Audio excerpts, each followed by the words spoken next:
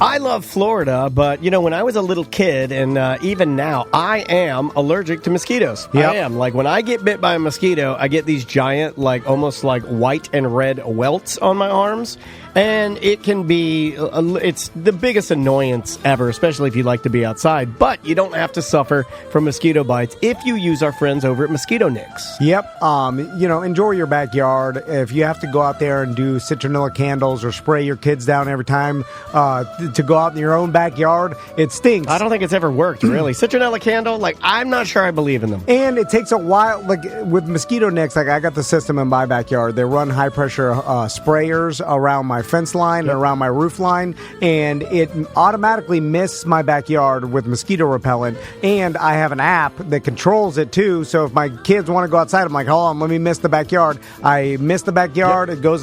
It goes off during peak mosquito hours. I know this is important to my wife. It doesn't go off when bees are foraging or whatever, right. Because you can control it too. You want it to kill mosquitoes, and then it creates a barrier around your property, and that way mosquitoes just don't wander into your yard. I can go out in my backyard with no shirt at any time, and there's never any mosquitoes. That's what you want. Yeah. You don't want to walk out and be attacked by mosquitoes every single time. You're walking around out there in your tiny dukes. It's Florida. There's mosquitoes. Get Mosquito Nicks.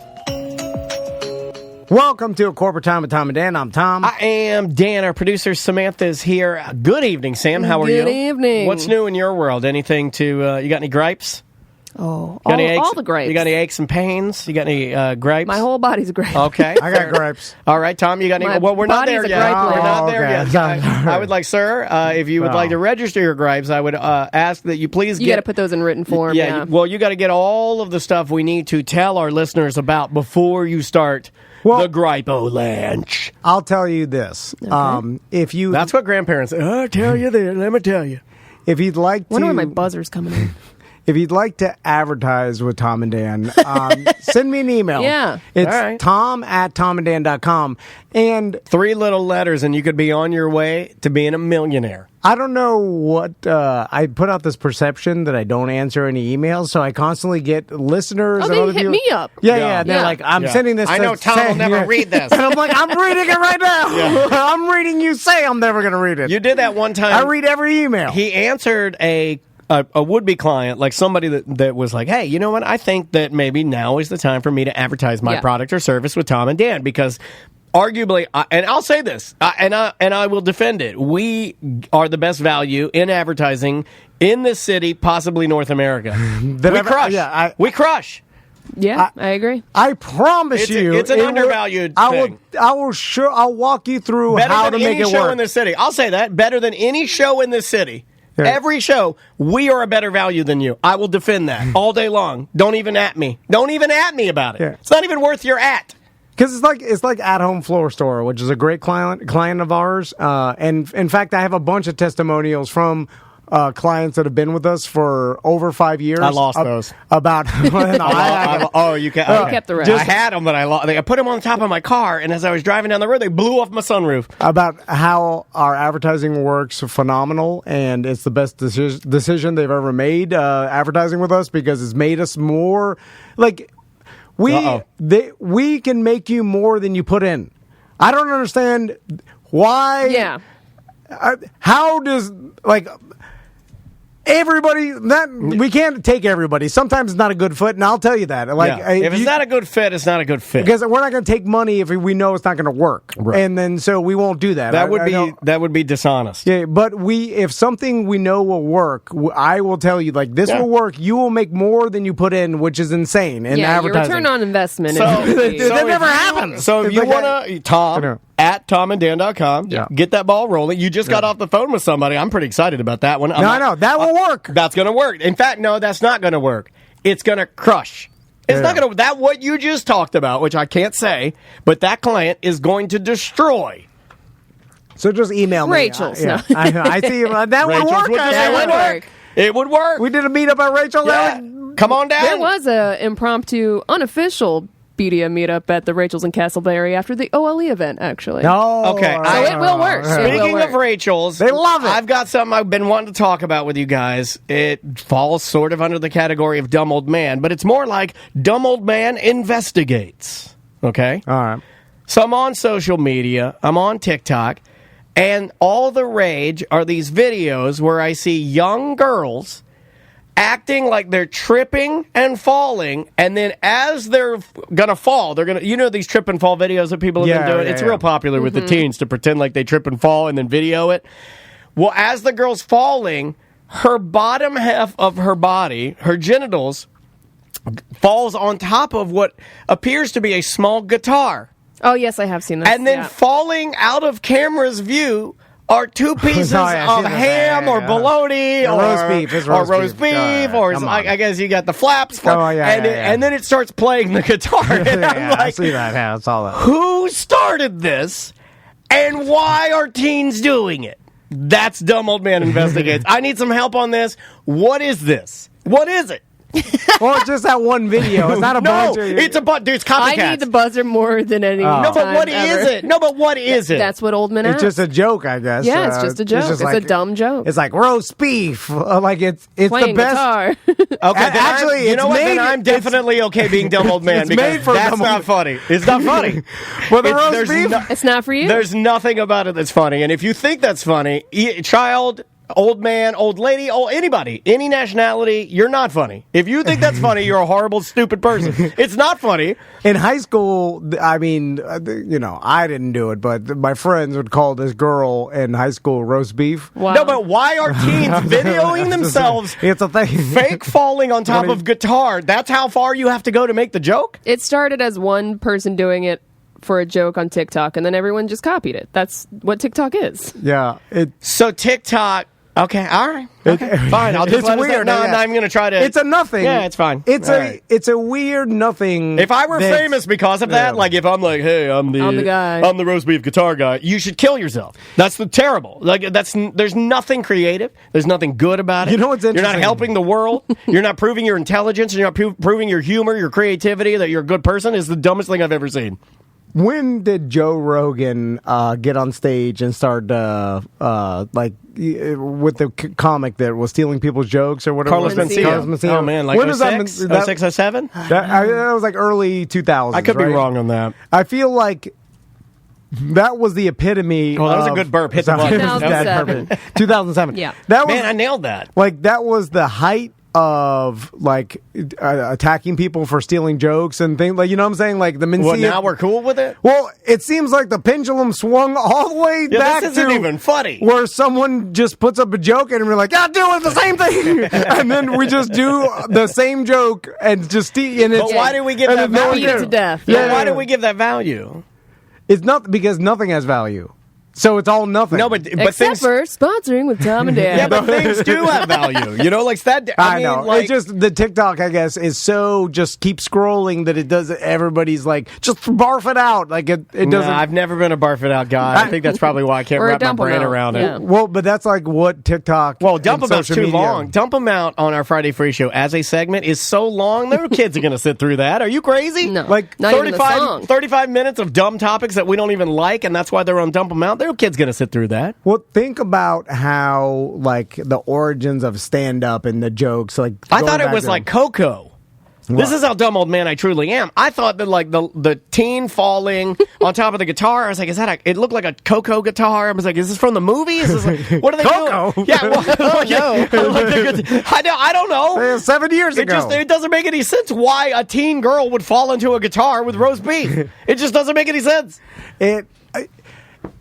We have gone from like curating your jokes on stage for years, right? Until you're finally able to debut it to the public, like 2 years. Well, you after. work so hard. Yeah. Like you have a notebook that's so dog-eared from you 10,000 hours writing of and rewriting. stage time. Well, there are comedians in New York City right now, in little boroughs of New York City, that have been slaving away for 15, 20 years doing comedy, and no one knows who they are, but they are hilarious. Yet there's a teen on TikTok with 5 million people following her because she fell on a guitar with roast beef. That's insanity to me. Well, then you gotta just hate the internet, right? Because I don't- memes have been doing this for years. hate Where is- people will post a it meme just- that's a million-year-old joke. Hate is too strong, but it more of a like why is that given value at Why all? are memes given value? There's no value. That's what I'm saying. stupid. But look what the interaction is. People they see it, They put a heart, they touch a heart, and they keep scrolling. You know what I'm saying? Yeah. So it's not like they're going to the amphitheater, they're traveling. No, like, you're I gotta missing see my the roast point. beef. You're missing my point a little bit because I'm probably not saying it well enough. Yeah.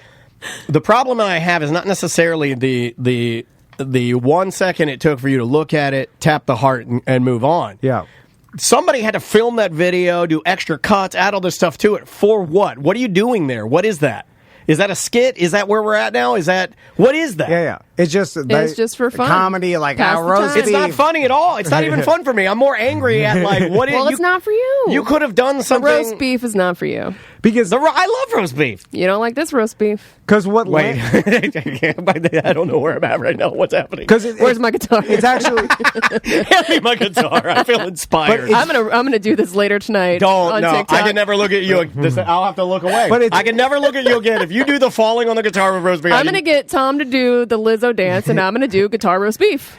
on TikTok. We're gonna go viral. This is what's gonna make us go viral. God, I hope so. But it's not. But even if we did, it's nothing. No, it's There's no nothing. value to it. Like people, they don't want anything that makes you think or anything intelligent. No. Like, they just want some garbage to look at for 1 it's second and lowest keep common scrolling. denominator. Yeah. He's so angry. It's just people just want nonsense garbage to look at. Like they don't want something curated or something smart. And, like they think about it's just like roast beef. You know, like it's like it is probably. when you explain it like that, it makes sense. Yeah. You know, there is a little bit of idiocracy going on where Yes. the joke of Well, look, life is hard, man. Sometimes you gotta roast beef it. I guess. And then I mean, for a lot of people, like just scrolling through TikTok is their home shopping network or baseball, turn your brain or like off. just the like. my algorithm's too. It's got too much bad stuff in it. You know, I get a lot of. Yeah, you got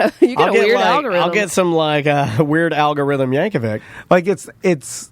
You know, and I'm sure there's some smarter content or like. Oh, there's tons of smarter content. That's the thing that I'm just like. But you're not going to TikTok for it. It's just like I got a good mixture of smart and dumb. Yeah, I got some scientist. Some of the, but for the most part, it's like when someone's explaining I'm watching the and it shows you what the biggest star to the smallest star is, and I then don't have any of that. All I got is teens with guitars. You haven't seen the. I don't know. Maybe you're explaining it weird. No, it's just like a Smallest star to biggest star. It shows comparisons of how, like, let me show you the deepest the part of the ocean, and I'll No, I don't have this. Yeah, on we my, have that. I don't have this Yeah. on my And then I'll algorithm. show you the smallest star to the biggest star in the universe, and I'll compare each one, or the smallest planet to the biggest planet. Most It's all everything. comparisons. What the hell? Everything that I have on my algorithm are people rehabbing some sort of a house, a van.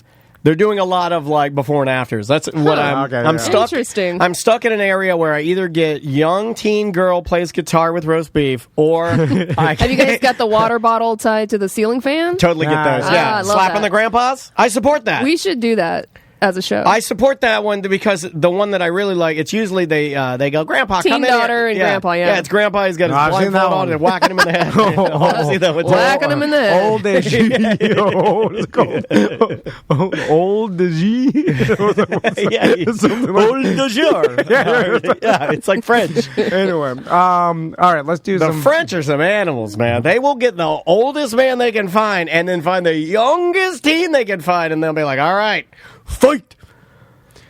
You want to do some voicemails? Yeah, let's do something. Let's start with an email though, because Okay. I like to start with the written word. More powerful, the written word. Well, this comes off a little harsh right out the gate. Tell Tom he's an idiot. GM and Toyota guy, 100%. Bought a Saturn Aura last year with 92,000 miles. Got a lot of Saturn owners. You're getting a lot of heat. We got apparently half of our listeners own Saturns. Yeah. I They're saw sitting on the this road. email, but I don't understand why he said tell Tom he's an idiot. For what was my opinion that's wrong? Hold on. It's a 12-year-old car that will probably outlast his Silverado and mine. A GM master mechanic told me this car was a trial and error for the new 2010 generation of Malibus. Everything they liked, they kept for Malibu. Everything they hated, electrical, they threw out. So a lot of stuff in those fit in my car along with 20 other models.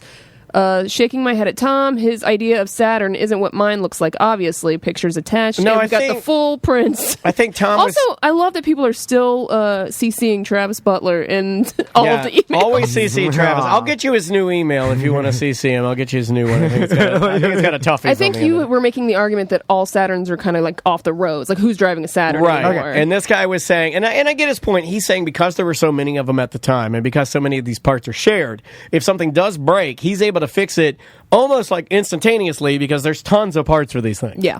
Now, kind of makes me want to get a Saturn. Not that I'm wrong, but we have a lot of listeners, and this was the only email from any Saturn. No, we got a couple. Okay. I exaggerated. We maybe got 4. Okay. But still, that's quite a bit for Saturn drivers to be listening and email us in. And to Tom's point, I want to make it clear, we did ask for them to let us know, right? When you're actively asking for them, and they're out there. I didn't say it didn't exist. I said, I want to host a BDM Saturn meetup. Like if I were to say on the show, hey, if you've killed somebody, accident or not, email the show. Probably more than 4. Yeah, let's ask for those. I bet you I'm just saying if I were. I think we have more people in our audience. We should. More people in our audience have killed or accidentally killed somebody than own Saturns. You think? No. Yeah. Oh, yeah. No. Killed? No. Accidentally killed someone? Sure. No. I mean, out of the thousands that listen to us? I bet you there's barely one that's accidentally or... Do you know someone in your personal life that has accidentally killed someone? I do. I do, too. I do. Like accidentally... I live with it every single day. No, come on. You know someone's accidentally killed someone? Yes. You must not enjoy my brand of improv. Let's go to a voicemail. Let's go with this one. What's up, guys? Ben with a Y here. You know, I was listening to the Monday show, the BDM show, about registering Fortnite that Tom was going through.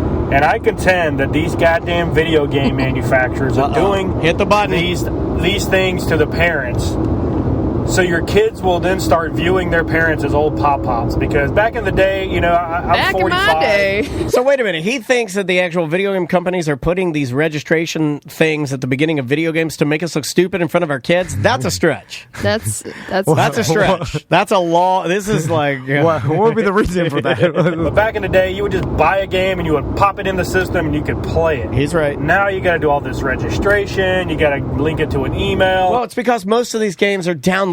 They're not a disc. When you had a disc, there were ways for them to keep the copyright in check. Now that everything's online and you download it, they still need a way to police that so you're not stealing their games. And that's why you have to register, sir. And they all make their money through in-app purchases. Like, that's where the money is. Yeah. Like Madden coins, or for baseball, it's stubs. And in the story, MLB The Story, you buy stubs if you want to. Yeah. You know, you can literally destroy your entire marriage and life in-app purchases. We know a guy that did it with World of Warcraft. He bought so much that it ruined his marriage, and then he killed himself.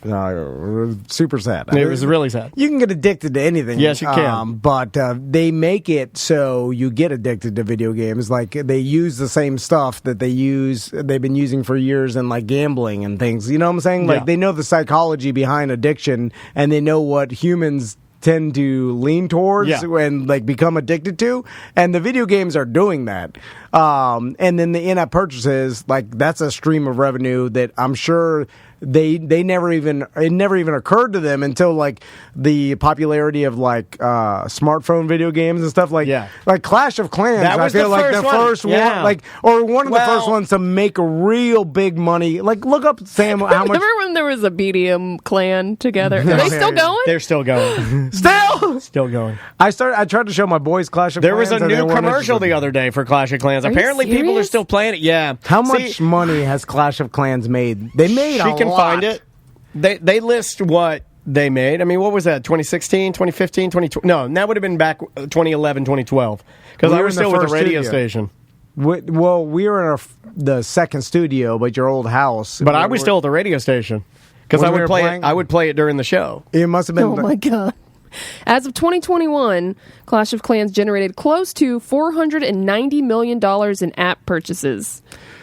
That is a lot. That's nuts. Less than I thought. My God. It's less than I thought. I would have guessed $1 billion because of all the people that I just saw a new commercial for Clash of Clans. A new commercial. Yeah, What? Who's playing this? I don't know. dude, people got addicted to it. Yeah. Speaking of addicted, I know a guy. Okay, Are you allowed to say this? yeah, because most likely they won't listen. But I heard rumors of this guy There you go. Allegedly. I like that. Yeah. In another country. that spent over $1,000 in Clash of Clans, and then Ooh. I was don't- like, what? Okay, I got to tell you something, man. We joke a lot about my planes. Yeah. The most expensive plane, I'm just going to be real with you. We've exaggerated it, but it is a problem. Andrea doesn't like it. Yes, I've made purchases that made her mad. And yes, we've gotten in fights about it. But the most expensive plane that Danny Denny has ever purchased is about $32, $35, depending on Right. what Yeah, it's country. whatever, you know? I mean, whatever. But that's it. Like, if you were to add up all of my planes, still less than $500, right? Definitely less. $1,000 in Clash of Clans.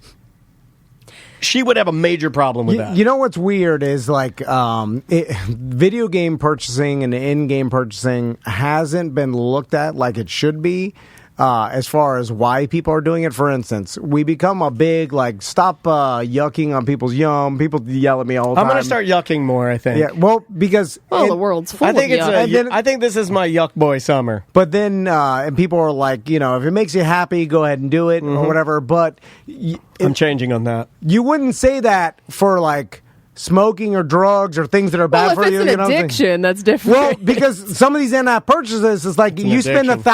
$1,000 on Clash of Clans, and now I guess it depends on how much disposable income you have. Right. If it's not affecting if you got it, who cares? spend it. But I would argue that this person that I'm talking about shouldn't really be spending $1,000 in Clash of Clans, and why Clash of Cans. Hey, wait a minute. Tom and That's very Dan. jump looked at rope. Samantha. I looked right at her boobs. I did. I just look. When something's good, you look at it. I Clash of Cans could be an event. The Tom and Dan's Clash of Cans. So Women running full speed at each other and smushing their bosoms together. So the guy could make the argument, oh, this makes me happy, so stop bothering me. But I could say, but why does it make you happy? Does it make you happy because it is every time you buy the gems? It's the serotonin levels, man. You're changing your chemicals. Because that's addiction. Yeah, you know it what I'm is saying? addiction. So, 100%. and I guess a lot of things are, even working out, I guess, people get addicted to. So everything is kind of like that. Well, you'll trade an addiction to alcohol for an addiction to sports or an addiction to yoga or something, but it's still an addiction. And then you ask, why are you building your base and why are you upgrading your base so fast and with so much money? Because that's all it is. It's you have to either wait it out, or you buy the gems to upgrade your base instantly. So that's why they're this spending. dude knows because he was in that. I world. never played He it. was in that Yeah, world. that- he was in heavy for a while. But that's what You never spent a dime. No. Never spent a dime, but he had a damn 'Cause- good army. He would F me up. Same thing with the gambling advice and stuff. There's tons of You were touts good out at there. Clash of Clans. That was the final video game you played before you had your sons. Yeah, because there was. Maybe you need to play again. You need a little fun in your life. you were a little Tom. stressed out this morning, No. man. I just have to work. When I have free time, I work. Oh my then God. That's my new play. Clash of Work. I play Clash of Work all the time. Clash of Work. I'm a tiny mohawked man, and I'm riding a pig. And then that's my new addiction is work. Speaking of addiction. That's true. Yeah. I'm I can agree addicted to with work. Do you? Oh, we got to get out of here. that. Got to take a break. Oh. All right, let's take a quick break. We'll be right back with more of Corporate Time. Welcome back to A Corporate Time, and this is pretty cool because he's going to be at the Hurricane Party May 28th. Oh, yeah. We're doing a live podcast, too. All the information is at tomandan.com, but Daniel, I know you're a big fan. Yeah, I'm a massive fan of this particular gentleman and his band, and I got to maybe refresh his memory a little bit. October 30th, 2010, they opened for Bad Religion at the House of Blues. It was with Off With Our Heads, and you guys commanded the stage, and you made me a fan that day. From the band The Aggro Lights, it's Jesse Wagner. How you doing, man? Hey, how's it going? That was a long time ago. Yeah, and, I remember that. I was there with my buddy Tony Rage, and we were there, and we're big Bad Religion fans. And you guys took the stage. We'd gotten there a little early at House of Blues to have some food, and we went in there and we caught the entire set you guys did. And I've been a fan for life. Since I saw that show, and the amount of energy and the amount of just true just classic reggae sound is just so fun, and you were the best band of the night, man. Where did you guys come up with? How did you get to a point where you were doing what you guys have now kind of stylized as dirty reggae?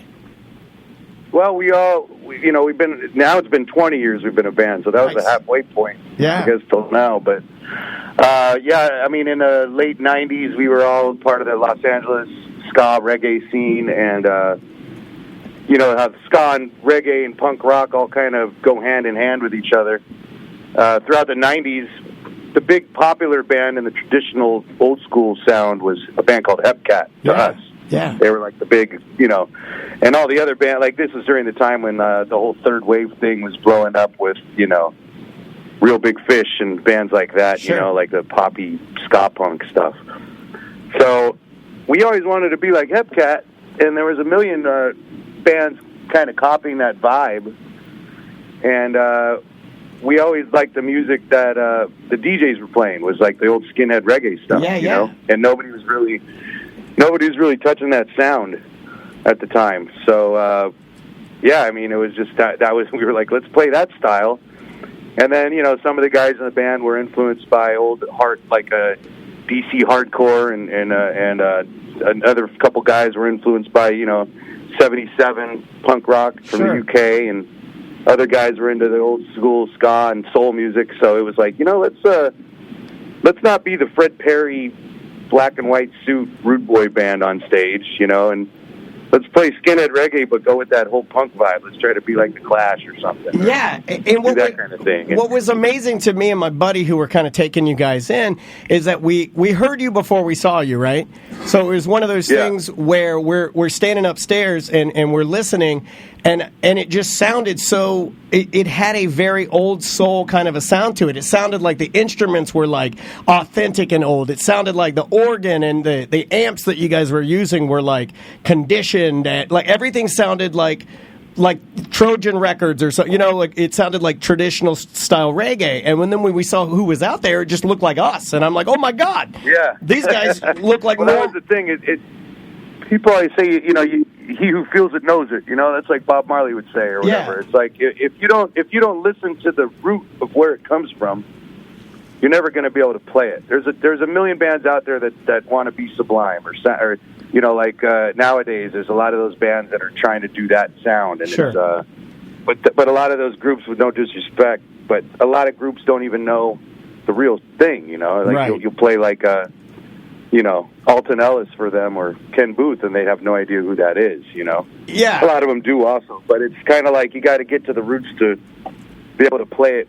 I mean, we're never going to be as tight as the Jamaicans because we didn't grow up in Jamaica, but we studied the hell out of those records, and anytime we'd see a photograph or something on one of those Trojan Records comps or the cover of a Treasure Isle compilation, and I mean, our organ player we'd all nerd out on things, One of our guys in the band was a sound engineer, and he was studying all the gear that Lee Perry was using, and King Tubby, and so for a long time, like with the organ especially, we used to find those things on Craigslist for free from some old grandma and lug it around like a piece of furniture, and then by the end of the tour, the thing would be broken, and we'd drop it off, at some some dump somewhere. I was wondering. We used to take. Yeah, I was wondering if you tape on those things. Yeah, sorry. Go ahead. No, I was. You're going to answer what I'm sorry. I apologize for being actually really excited to chat with you, man. But yeah, I always wondered where you guys got vintage instruments, or if it was a kind of a chore. Do you have to dig in crates, almost like DJs do for old gear? Little old ladies. That's the answer. Little old ladies. They always had those, we call them grandma organs, and they'd be, $10, $20 at the most, sometimes free. But they'd never last, It's like hauling around a piece of furniture with a bunch of tubes in it, So, and I mean, this wasn't easy back in the day. We would lug those things around upstairs and downstairs, and our organ player and our old bass player at the time actually chopped one. They chopped it so it was more compatible, but still, it's like, back in those days, there was a time when we had a piano player with our organ player, and we were lugging a little upright piano and an organ just because we had to sound old school. Yeah. And it was like a secret weapon. We didn't want anybody knowing what kind of organs we were using or sound. So we would take like masking tape and cover up the name brand of the organ and write Casio and do like that. Yeah, stuff like that. I love it. That's really, really cool, man. Yeah, Tom, question for Jesse is going to be at the hurricane party. Yeah, Jesse, I'm just curious. Yeah, yep. You guys have been a band for 20 years. Do you, in your opinion, do you think it's easier when you started or easier now for bands to start now because of the ability for them to market themselves with social media, but they also, it seems like they have to get through the static of 10 million bands because there's just more content out there. Do you think it's easier back 20 years ago or now to promote yourself? I think it's a lot easier now with social media and definitely YouTube and Spotify and how you could get your hands on pretty much any style of music, and the talent is out there. But I think it was more of a passionate thing 20 years ago, to where bands would, it's like if you'd go, record store shop and not even know what you're getting your hands on. And there's been so many like old Jamaican, it looks cool just by the cover, and then it ends up being some like soca aerobics, like Byron Lee. I bought so many Byron Lee and the Dragonair albums over the years, and it's like, you really got to filter through those. So it was like much more of a passionate thing, I would say. Yeah. Nowadays, it's like a kid overnight could go buy his, skinhead root boy startup kit, and get Fred Perry on the internet. When back in the day, we'd have to go to thrift stores all over the place and find them for, You brought up something sort of interesting. I remember buying like a Bob Marley album, but it was more like modern day Bob Marley, right? And I remember as a young man like going to the record store and digging through, like bargain basement CDs, and I found like a Bob Marley record. And I went home and I put it on, and I remember listening to it and hearing him play ska. And I remember that was, and I remember, and I was like, "What the hell is this?" And that was like, but it was cool that I actually discovered it. I wasn't told about it, like what you're mentioning. You feel really cool once you feel that good about yourself. Like, I found something, right. And then you go and show your friends and stuff, And you don't get that now. You're right. I remember going to ska shows back in the early '90s, and there'd be like kids there with flight jackets with a bunch of patches and pins. And I remember reading the patches on the jackets and being like, I'm going to remember the name of that so I could go look for it, it was hard to find new bands and stuff. Yeah, you're right. You had to find it where you could. Patches and old record stores. Well, with that's kind of what it led me into the next part of my question, which was going to be, do you think the grind that led you guys to the success you had was part of the reason you guys are successful? Like, because it was harder is the reason you guys are around so long, are so successful?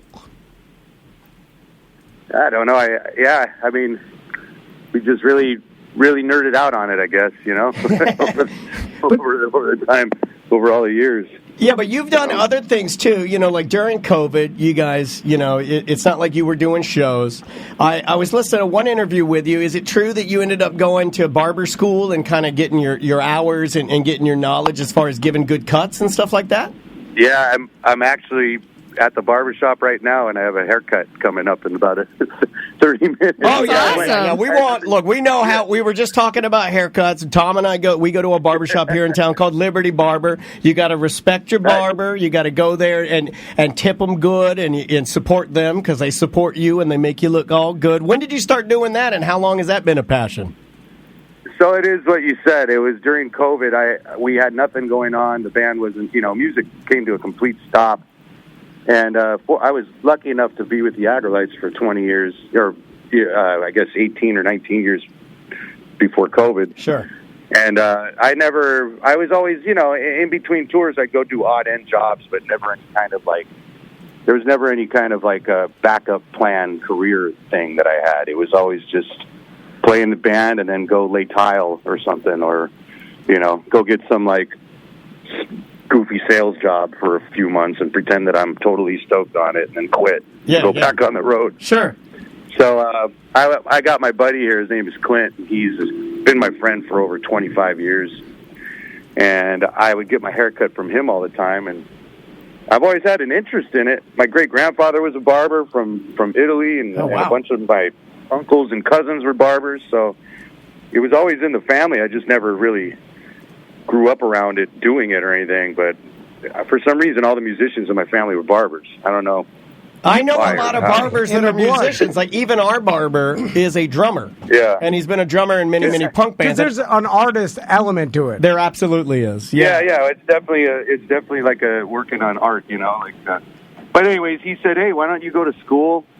And, you know, because it takes 1,500 hours to get your license. Yeah. You know, it's a full-time 8-hour-a-day thing. A lot of people think it's just cutting hair, but it's, you know, you got to learn all kinds of like medical things, you know, like, you know, skin disorders and all the bones in the head and muscles and arteries and so on, you know. Yeah, it's no joke. It's a lot of work. So, but anyways, I went to school. I don't think he thought I was really going to do it. 2 days after I talked to him, I call him up. I said, I found a school.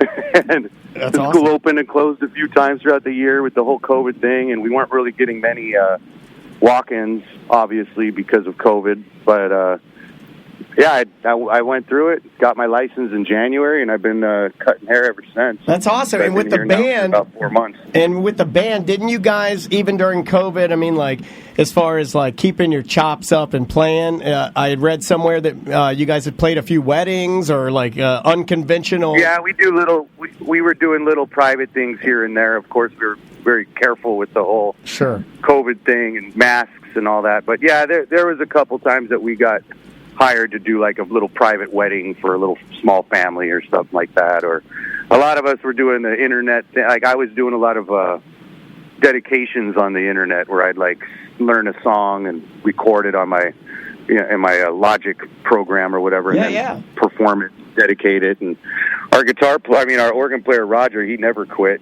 That guy built a whole recording studio, and you know, was doing a lot of engineering gigs and producing his own records and stuff. So, yeah, nobody ever really gave up. We all just kind of kept our chops up and kept music in our lives during that time. I love how, like, down to earth you guys seem. Like, everybody seems like very approachable and cool. Like, for instance, here's not to nerd out on you and geek out too hard, but I know that you put out, I think, through the collaboration with your sister, a kids album that you can still find on Spotify. Oh yeah, man, that's awesome. It's called Happy Wags, and if you want the dopest kid album for your kid to listen to something that's a little more Agro-Lights and a little less Barney, you can put this on, and it's awesome. It's called Happy Wags. You can find it, and there's a song called Pee Pee in the Potty that is my absolute favorite. Pee Pee in the Potty is magnifique. I really appreciate it. I haven't heard anybody talk about that record for a long time. It's good, man. It's funny because it's really, really good. I put it on for my daughter who's 6, and she's like, well, where was this when I was 3? She's like, this is really good stuff. Yeah, in between tours, I was home a lot, and I'd spend time with my family as much as I could, so I was always over at my sister's house, and she has 2 boys, and they were, you know, toddlers at the time. One was a baby, Dean. There's a song called Baby Dean about him. Okay, now I know what it's about. Yeah, that's awesome, man. So it was Dean and Sean, and yeah, the ideas would just spark up because my sister would be sitting there and say, hey, don't touch the buttons, or... you know, use your words. There'd always be, hey, that's a song right there. Yeah, so he wrote all these... in the body? Yeah, he wrote all these songs. And, well, hey, Jesse, thank you so much for the time. Please give some love to everybody in the band. And we're super-duper stoked to have you guys in Sanford, Florida for the Hurricane Party. You're going to be in a really good spot for traditional reggae because it is basically a reggae bar. Yeah. And so... That is awesome. I can't wait. Yeah, we're stoked to have you, man, and it will be a pleasure to meet you guys. And safe travels, and thanks again for the time. Okay? I appreciate you put me on the air. Thank you very much, guys. All right, man. See you soon. Yes, sir. Take care. That is Jesse Wagner, live from the barber shop. Hey, you should do most of our interviews from now on. You're really good at it. Yeah, I like to do. You know all the stuff. I asked one really dumb question that if it's easier to promote yourself now on social media. He's like, duh. Yeah. Well, that I didn't think it was dumb, man. No, there was a point to the whole thing. But even Drew thought that one was dumb. Yeah. But I realized... what is that? You ready? This is the kids? Yeah.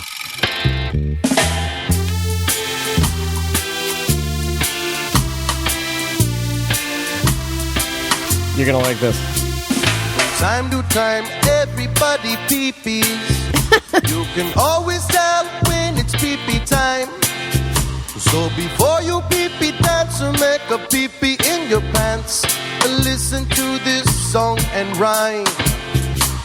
A kitty pee-pee in the litter box now. A doggy pee-pee on the tree. But I'm sure that they would, if they could, pee-pee in the party like you and me. So if you have to pee-pee, oh, pee-pee in the party. Pee-pee in the party. If great. you have to pee-pee, go to the pee-pee room. Oh, come That's on. hilarious. It's freaking fantastic. It'd be so cool if he played that at the hurricane party. Just out of nowhere. In the middle of the song. I bet you Let's they'll request do it, yeah. I bet you they'll do it because they're the type of band that I dreamed of being a part of in that they don't take themselves too seriously to have fun. They're just true, authentic, genuine musicians that love reggae. That's it. Hold It on. doesn't go any further than that. Play Don't Touch the Buttons. All right. A little don't touch your buttons. The production values on this are disgustingly good. But don't touch it.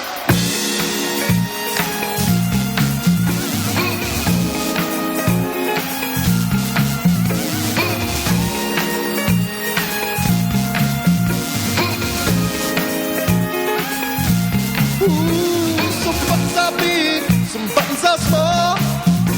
And if you give me a button, I want to touch it all. Some buttons are circle, some buttons are square. All around the house, I'm seeing buttons everywhere.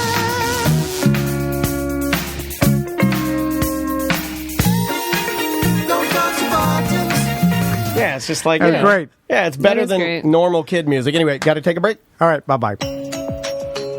Welcome to A Corporate Time with Tom and Dan. I'm Tom. I am Dan. Our producer Samantha's here. Hello, Sam. Hello. Give me the deets, and I hate that phrase, but give me the deets on your latest Semantics podcast and where people can find it. Okay, well, you can go to semanticspodcast.com and find everything semantics. You can find it anywhere podcasts are found.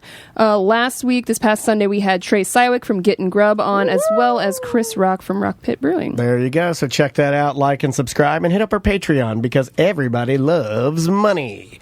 What do we want to do? Let's do voicemails and emails. All right. You okay, buddy? Yeah. You look a little. right? You look like you're having maybe a little aneurysm going on or something. No, I'm good. You're right. You got a new- Yeah. I'm good. Uh-oh. He looks sad. What? You're sad. No, Is no. something you need to tell us? I'm never sad. Hey, I'll tell you guys something. I think I'm getting a puppy. Really? Yeah. Why are you doing that to yourself? I need something that loves me because my family hates me. I mean, you got the other What if the dog. puppy hates you? Yeah. I didn't think about that. Yeah. And like, you know. Maggie loves Andrea the most because Andrea's with her the most. Yeah, because she's taking care of like the new puppy. Andrew will be taking care of. No, this is going to be my dog. Are you going to bring it to the No. studio? Yeah. Oh, pee-pee everywhere. No, Yeah, this place is going to stink. Joseph Martin. I'll just lock it in the bathroom. When it's, I'll lock it in the bathroom. Why are you doing Put that down to some yourself? pads. Put down some pee Don't pads. get an animal you got to take care of. It stinks up your house. What about like, okay, I thought about this. and Don't get any animal. No animal? Sugar glider. No, nothing. Just don't get anything. No, you know I'm anti-sugar glider. Don't get an animal. It seems like I think the fantasy is better than the reality. Well, You that's know. with everything. Yeah. So don't do anything. Oh, what is that? Is that my wife? Who is that? We have a spontaneous Weird Hobby Wednesday. Oh my God. Line 2. Line 2. Let's see if this works. Hey, I don't know what it is, Hey, so... spontaneous Weird Hobby Wednesday. How are you? Who's on the line? I'm doing awesome. This is BDM Tsunami. All right. Tsunami. Great. You came correct with the weirdest of fake names. I love it. Well, thanks for calling the show. What is your weird hobby? So my weird hobby is I farm quail. Quail? You're a quail farmer. You're quail man. Is that for eggs I'm a or quail for shooting? Well, mostly for eggs and a little bit for the meat. Quail meat. So- Is it greasy like duck? No, it tastes like the dark meat of a chicken. All right. That's my favorite. Yeah, mine too. It's the most flavor. Sam knows. Thighs are where it's at. The only quail story I have. Oh, it's one of my favorites, and I just wish your wife were here so I could actually see how mad she would get. I have no idea if this is true or not, but Brett Bushy told me one time that he was quail hunting with Jerry Jones on his quail hunting property. Yes. And they sat on the back of a golf cart while, people escorted them around, and then to boxes. There were people in the bushes letting quail out of cages, and they would try to shoot them from the back of a golf cart as they drove around Jerry Jones' property. And I thought that was the the ultimate, the best and most insane thing I've ever heard. Yeah. That the rich people, because it's drive me around so I can blast these birds. That was my most the story of the most quintessential rich guy thing I've ever heard of, is driving around in the back of a golf cart shooting quail out of your own property from guys letting them free from cages. Anyway, tell me how big a quail actually is, because I have no idea. So it's extremely small. The actual bird itself, you can, if you put both your hands together, like tip to tip, that's how big they get. So, if you make I don't know how to explain it. It's less than a pound. Okay. Oh, that's not a lot at all. These are little guys. Are they? What is it, like a miniature duck? More like a miniature chicken. I'm down with a miniature chicken. A mini chicken. Yeah, a mini chicken. That did not clarify anything. It's a baby chicken. Yeah, like a chicken is about like this. It's like about like that. Yeah. Like about a softball, about the size of a softball chicken. But the same thing for the duck. Yeah. No, duck's pretty close. Duck's a lot more stout. Duck's lower to the ground. Duck is like a wiener dog of fowl. So, actually, that's a pretty good description. Well, I know my animals, sir. This is my first rodeo. Now, when you're a quail farmer, I guess they're all bred in captivity. So, how do you breed them? So the breeding process is pretty simple. You just have to make sure that there's a proper ratio, male to female. They're the males are extremely aggressive breeders. Yeah, that means that Doug Funny was a pervert because he was Quail Man. They're bird rapists. Is this ACT or what? ACT, yes. This is ACT, so you need to hold back on your rape stories, sir. Yeah. I did the math on aggressive bird breeder. Yeah. They go machismo on each other. But it needs to be one male to a minimum of 4 females. Yeah, all right. Just call me Little Quail Danny. And then how do you know that the egg is actually fertilized when they lay it? So you won't know until you incubate it. You can assume that it is fertilized if all the males are mature. Then you can assume that they're fertilized. And what you do is you set them aside on the counter or, in a cool, dark place for about a week. Let them rest, and then you put them in the incubator. And after 14 days in the incubator, you can candle them, and you can see if there's any kind of embryo activity inside the egg. Have you done the candle thing where you hold the egg up to the candle? You look through it, the light. Now, I would imagine that you don't use actual candles, but you still use the term, right? Don't they have a device or a high-powered mag light or something that you use instead of a candle? Yeah, it's just some incubators, they come with a high LED light on it. How many million candle power are we talking? I don't know. I would say minimum of 1,000 lumens. I'm a 1,000 lumen guy myself. So, how many quails do you own, and what are they worth, per quail? I don't believe the plural egg? is quails. Quill? Quills. Quails? Qualis? I like that. Quails. Qualas. Quaaludes? It's kind of like the... I found out that I was pronouncing... Get the F out of our studio. Get the hell Take that jacket off. Whip yourself with your own jacket and get the hell out of here.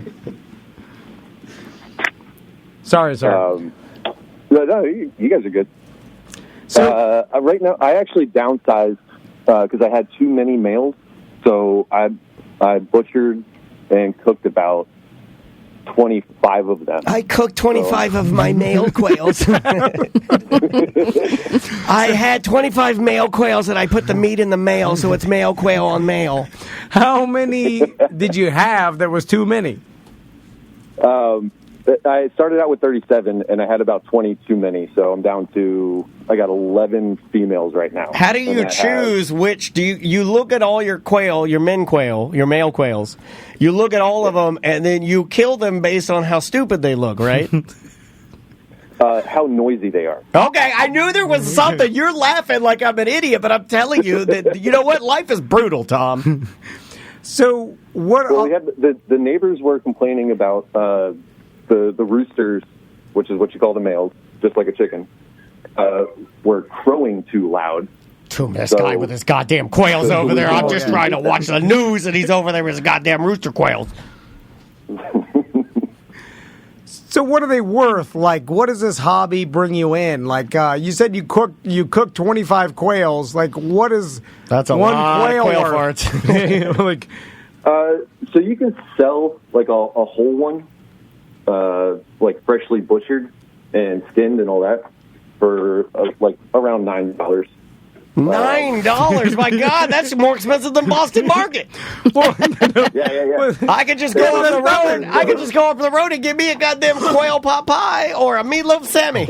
I'm not joking. I will do nothing for $9. Like, if you offer me $9, I'm sorry. I don't want to sound like uppity or whatever, but bougie. It's just bougie. Tom says $9 is $9 too little. I definitely won't be butchering a quail. That's a lot of work. Yeah. I don't even know how to do it. And plus, you have to use a tiny cleaver because you got a big cleaver. You're going to cut that thing all to pieces. I'm ripping the feathers out, the whole boil. The butcher a quail is super easy.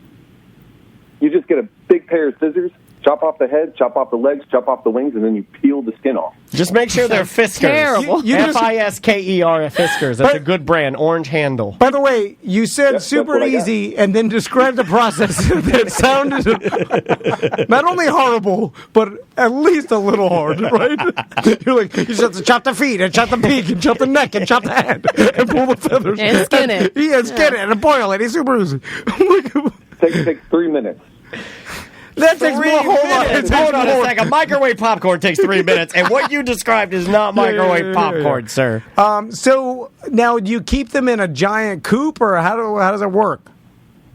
Yeah. So right now I've got I don't know. It's about like a 9x8 coop, and it's about 6 feet tall in the middle. So they have a tendency to jump and fly.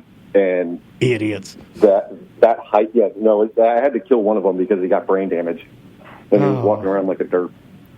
You can't say that. You can't say that. I don't know. What are the rules on quail? It's a different time. Yeah. I like saying it's a different time about current time. Anyway, so, okay, you've got these 30 quails, whatever. You get down to 11. Like, they lay eggs every single day like a chicken? Yep. And then what do you do with the quail eggs? How much are those worth? So you can sell 15 of them. The standard is about 15, and you can sell those. Oh, that's a Quailey's dozen. I rarely make Sam laugh, and I'm very proud of him. Oh, my God, Quailey's dozen. So how much? You can sell that for about $8. God, this is a lot of work, man. You got to wash the poo-poo off the kawaka? Do they have a kawaka? No. They got a kawaka, though, right? Kawaka. It's the vent. I like kawaka better. It's where the egg falls out of the fowl is called the kawaka. But then everything goes out, right? Yeah, because their poop and pee mixes and becomes white, which is just, come on, birds, get a better system. Yeah. So, okay, let's say I have, I got 30 quails in my backyard, and I'm doing what you're doing. I'm getting the eggs. Every once in a while, you got the Fiskers out. You're chopping the wings. You got a brain dead one. You're whacking him against the coop. I'm butchering them up. All the stuff. How much can I make in 1 year off my 30 quails? Honestly, it's going to be dependent upon how much you consume. Because, like, right now, we give, like, a couple eggs to, like, neighbors and friends. And the meat we give to neighbors and friends that we don't eat, but I'm not producing enough right now to be, like, commercial. So you're just doing it as a like a hobby. It's a hobby. Weird hobby Wednesday. Well, what did you think this was? But there's a lot of hobbies you make side cash. So he's just doing it for food and some eggs. Is your wife part of this? Is she like? By the way, your neighbors don't want your quail eggs. They take it like I would take it, where you offer them to me, and I'm too right in the trash. I'm too awkward to say no, and then I bring them home to my wife, and she's like, "Ew, disgusting!" Yeah, right in the trash. I had a neighbor one time. Brown and bloody. I had a neighbor one time give me a chocolate bar, and they were like, "This is from our recent trip to New Mexico. It's got habanero peppers in it." And I put it right in the trash. Nobody needs that. When you give me your locally sourced honey that you made with your own bees, right in the trash. Whatever. We had that happen this morning. Tom got a package from a listener. It's like, hey, I made some jams and jellies. This is like a local honey. This has got some. It's got some basil in it. And Tom was like, basil, what? And he punted it right into the dumpster. We don't even wash the jars out and save them. Probably laced with THC. No, I would keep it then, sir. We smelled it to make sure. It has sure. nothing to do with anything because I'm afraid it's poison or has drugs in it. I want it to have drugs. I just don't respect anybody. Okay, that's we did. It's on my desk. We didn't throw it out. So tell me about. So, is your wife involved in this? Does she get the shears out? Is she chopping them good? Like, what is this a family affair? Do your kids do it? Actually, so my wife doesn't want anything to do with the butcher process. My daughter, on the other hand, is hilarious. She's almost 2 years old, but she talks like she's 5, and she likes to hold the birdies, and she calls them birdies. She likes to hold them, and when I'm butchering them, I let her hold it real quick, and then I say, okay, say bye-bye, birdie, and she goes, bye-bye, birdie, and then I butcher it. You're raising a serial killer, sir. That's a psycho thing to do. That is a little psycho. I'm not sure. I think we should cut this out, like you and your playing with the kids in the pool thing. She's learning what it's like to raise your own food. She's a farm gal. Where your food comes from. She will be a female protagonist in the newest Red Dead Redemption 3. So there's always a strong female character that has a farming element. If you put a chicken, a quail, a turkey, that's a turducken. No, a pheasant. What other birds that people eat? Crow, duck, a duck. If you put them goose. all, You only eat crow. You eat goose. I saw that's goose. in Charles Dickens. They get the goose out of the window. You get a famous chef to make all the birds, so they're cooked all as good as you can make them, or whatever. Which is considered the best? Humming, the best bird to eat. Hummingbird, hardest to get. Sweetest meat, fastest wings. It depends on what part of the bird you're eating. Well, didn't they say the sandhill crane is like the steak of the sky?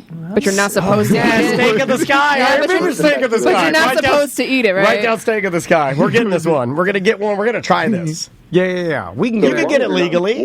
What if we went into this? You can get a sand crane. We got a place here now in Orlando that's a chain all across the nation. Write this down as a lead. Maybe we can get these guys on board. Wild Fork. All right. We got a Wild Fork here in town. I'll walk in there and you give me a sandhill. Give me 2 sandhills.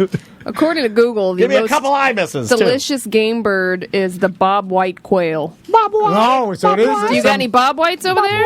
Quail man? No, I do the pharaohs.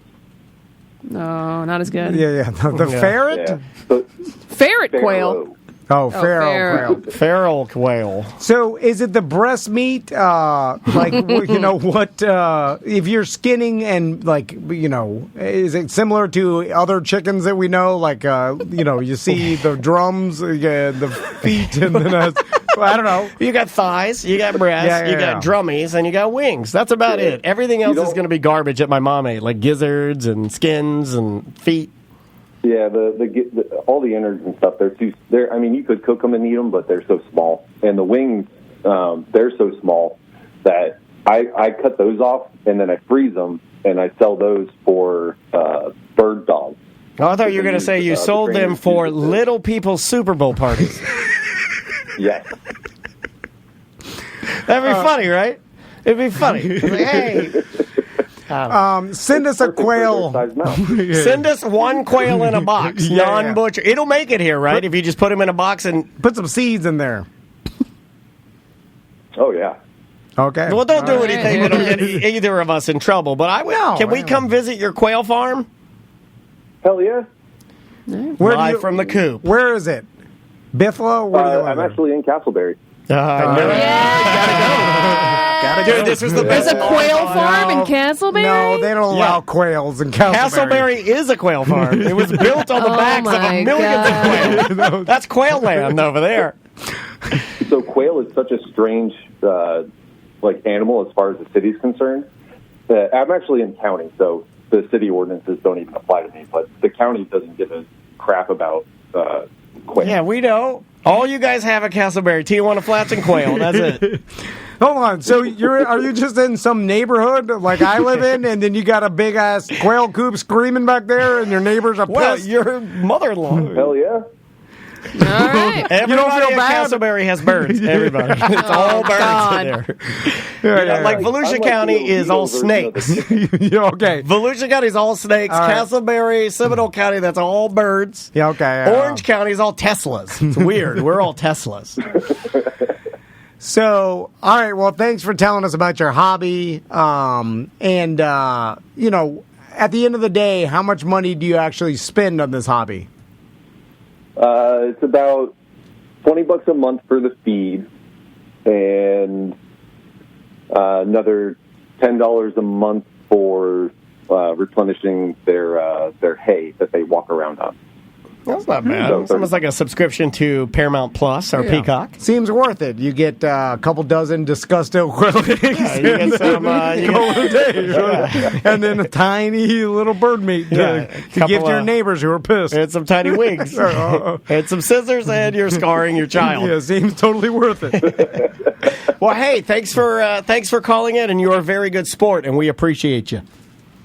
Thanks for having me on the show. And anytime you guys want to come check out the quail, you're welcome to come over. All right, man. We'll talk to you soon. Daniel just said that. Quail you soon. He'll never come look at your... I'll do it. He won't even look at the pictures if you send it an email. Yes, I will. Now, that is not true. I answer everybody's email. You're the one that doesn't read emails. No. You responded to an email of mine this morning. I did. I respond to everybody's email. The only thing Tom wants from our listeners are just pictures of their wife's boobs. No. That's it. That's all he wants. I said I look at them all. I know. I see them all.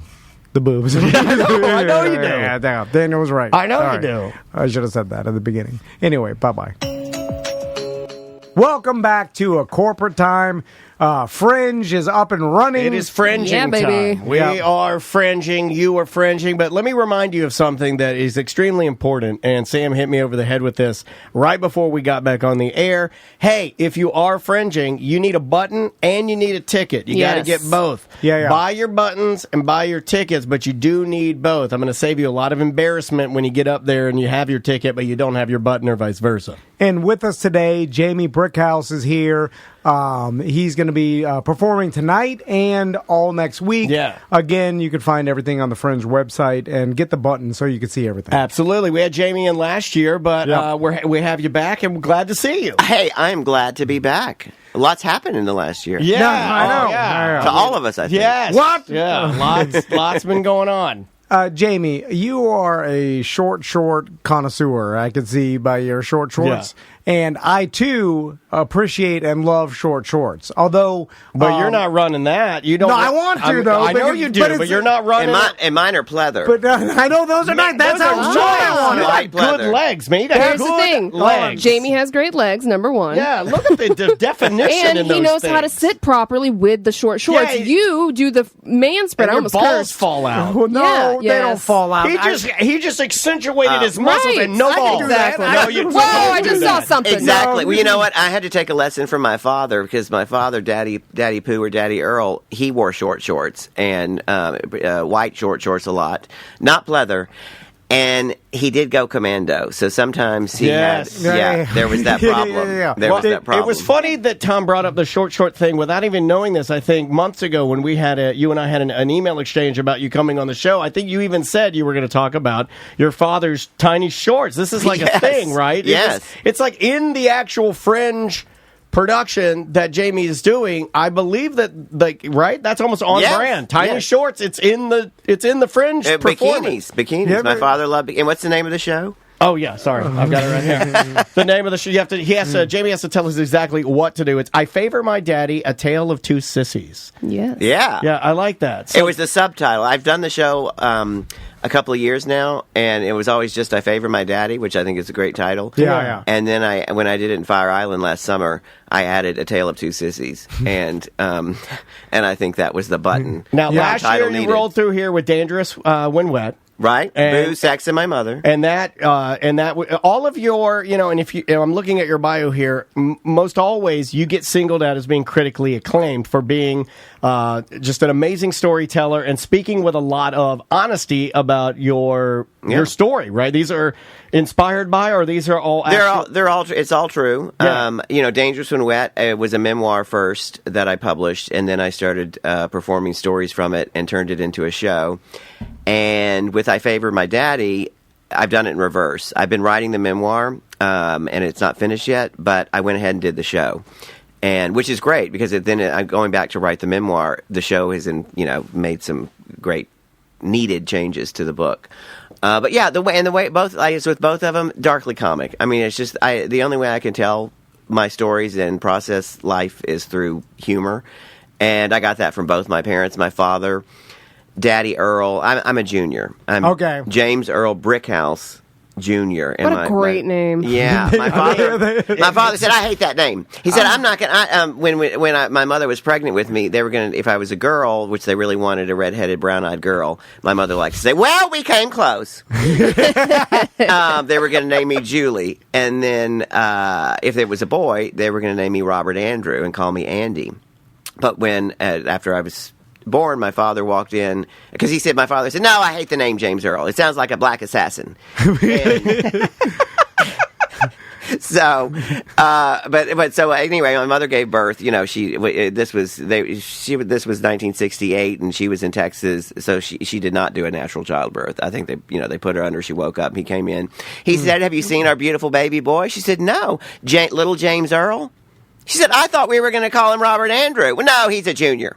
And I think that was the only time when my father got the last say, because otherwise she always wore the pants in the family. Gotcha. Let's go back to when they used to put you to sleep to have babies. Yeah, I know. Why? I mean, I think my wife would have preferred that. I think Andrea would. My wife too would have. It's weird the swing of because they used to use chainsaws at one point, then they put you to sleep, and now it's like all over the place. Yeah, a colonoscopy, have you ever had one? I'm there. I mean, I'm at the time. Well, I'm 45. They put you under for that. I do not want to ever go to a movement where there is a movement for a natural colonoscopy. That's true. I mean, I don't want that. They do put you under for that. You're right. Yeah, they do. So we know it's possible. Why do they stop it? Is it some sort of it's 1% more dangerous? It must be more dangerous. Or is it still some sort of strange natural badge of honor? Or women were I want to be awake and present during this. I don't know. Who wants that? I want to experience. My wife was she was the epidural. She was crazy. She was crying, throwing up. I'm just well, you're awake, but you're going through a horrible thing. I don't believe any of the stuff they tell you. They tell you too. They're as soon as it's born, it's imperative that you take the baby and lay it on the mother's nude body so you can do skin on skin, and that's when the baby those 5 seconds. Oh, I haven't even heard of that baby is part. nude on the mother's breast. That's when the baby bonds, and I'm like, I don't think they. How about when the baby starts nursing from the mother's breast? I think that's when the bonding happens. And I mean, come on. She's getting food and nourishment, or the baby's getting food and nourishment. Yeah, both of our wives are too weak to produce. Yeah. They're not as good. I'm sorry, I didn't mean to. Yeah, because I know a lot of people can't do that. No, they're failures. Yeah, they really are. I mean, especially now, there's no formula. So what would you do? I was a formula baby. Yeah, my mother. our daughters. Well, my daughter would have died. So, Jamie, I'm curious to when you realized that you had an interesting life? Because I feel like it's something that most people, just because you're just given the life you're given. When you're in it, you don't see it. Yeah, when you're in it, you don't see it. And then it's like later on in retrospect, you're like, just talking to other people about their boring ass lives, you're like, oh my God, I have a super interesting life. Like, other people's lives are boring as hell, Jamie. I'm sure you know. Well, I guess I realized it because for a lot of the time I was like, oh, I'm not enough. This isn't, I moved to New York right after, I grew up in Beaumont, Texas. Couldn't wait to get out of there.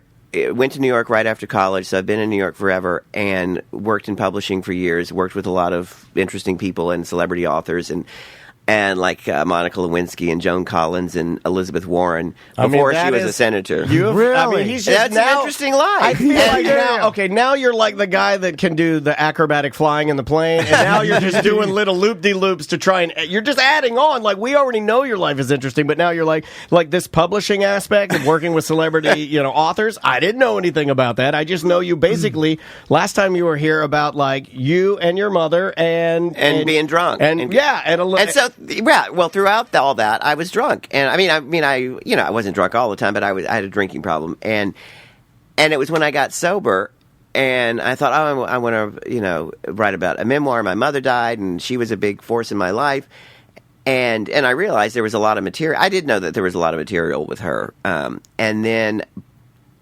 So I did that, and did Dangerous and Wet, the book, and it came out and did really well, and then the show. And then I started writing about my father, Earl, and I realized that I'm most like him in so many ways. And my personality, both of my parents were funny. Both of them were out there, over the top people. You knew when they entered the room. They loved socializing. They loved parties, throwing parties, and so when I first wrote about him, it was a little bit harder to get into him than it was with Jean, because she was just anyone, strangers would see, oh my God, that woman's a piece of work. Were you closer to her, or? I was, because I was close to both of them, but she took up all the emotional space in the room. Okay. So there was little room for him and me, or little room for us. And when she died, I made a concerted effort to get closer with my father, and to get to know him better. And I had this hunch for a long time that he was probably gay. He didn't marry her until he was 34. She had been married before her husband died.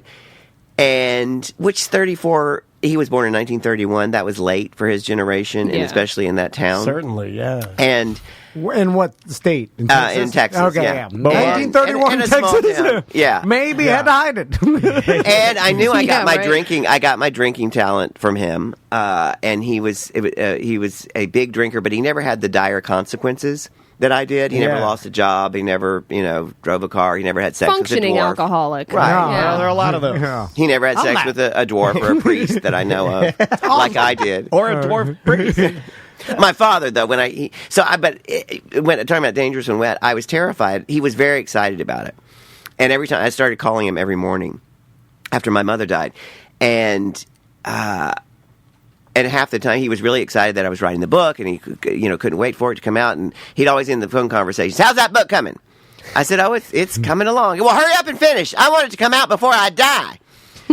And I was kind of hoping he would die before it came out, because then he wouldn't have to read it, since I talked about my alcoholic sexual peccadillos with a dwarf, a priest, and a crack addict. Yeah. And Mama Jean. But I got up the nerve, I put on my big girl panties, and I went down a year before the book came out to Beaumont to give it to him in person to read the manuscript. And he took it, he shuffled into his, because at the point he was shuffling, he was about 83, and shuffled into his study, sat down with his ever-present vodka on the rocks, because now that Mama Jean was dead, he didn't have to disguise it as Diet Coke. Yeah. All in. And he read it, and he was in there. "Oh my God, I love it! Whoa, that's wonderful! Oh, let's read that again." It sounded like he was having sex in there. And at one point, he barked a laugh, and I couldn't resist. I said, "Hey, what's going on in there?" "Oh, nothing. You just went home with a priest." And then when it's he finished, interesting. He read that in the other room while you're just sitting there, like thinking, "Where's he at now?" Yeah.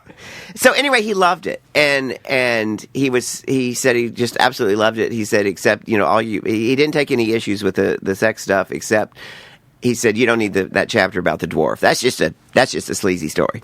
And it's like a cheap pop. But he was a devout Catholic, and he went to mass every morning, and so he was most interested in the fling I had with the priest. And he said, well, if he knew he was gay, he never should have gone into the priesthood in the first place. And I said, well, straight or gay, you're supposed to take a vow of celibacy. And this guy claimed he did until he took leave of the priesthood. And then he was making up for lost time. And I said, and my father was big in his local church, St. Anne. And he was lecturing the next morning. And I said, well, you know what? When you lecture tomorrow, why don't you read from my book? He said, I love it. Forgive me, Father John, for we have sinned. Now let's do it again and again and again. Did you ever, even breach the topic of him, possibly like sexuality? No, okay. And so he died. That was Easter week, 2014. He died New Year's Eve, 2014. And I was so upset that he died before the book came out. And Michael, my husband, he said, but Jamie, he read it. And he loved it. True. And you have that. And, yes, he didn't get to see the publication, but he read it. And he died knowing everything about me. And then I was kind of pissed off. I was like, I shared all my secrets, but he shared none of his. Right. And some of it was my fault. Like, I remember being down there visiting him on several visits in the study where that was his room and in his favorite chair. And I was across from him underneath the oil portrait of himself that his brother had painted.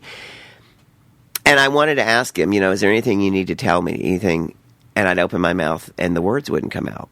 And I think a lot of us have that problem with our relationships where we just don't have the guts to say what we need to say or ask what we need to ask. See, now you're hitting on all the things that I read about your shows. This is what all these wonderful publications say about your writing, is that you write from a place where it's truly authentic. And like everybody can identify with having that thing that they want to say to their family, but they can't work up the courage, or maybe they never will get the courage to talk about that freely, right? To communicate freely within their family. Maybe that's why everybody can relate to the vast majority of your shows, is that we all know what that feels like, to have that thing that, and then not to get to the bottom of it. Like my mom and dad, we talked about this last time you were here.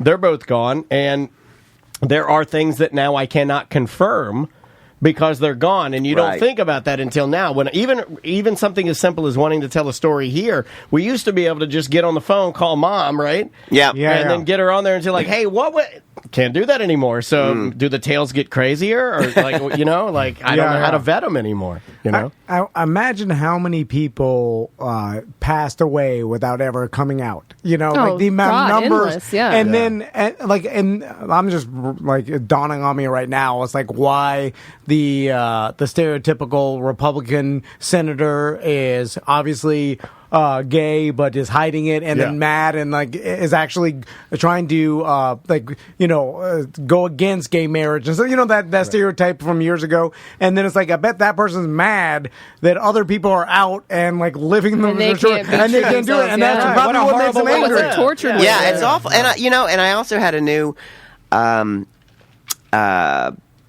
sorrow for my mother, because they would joke about their barren sex life, like it died. He did all the cooking. He'll hold up a wet noodle and say, "My God, it reminds me of me." You're right. And then Mama Jean would heave a comedic sigh and say, "Oh, it has been so long, I think my hymen's grown back." It's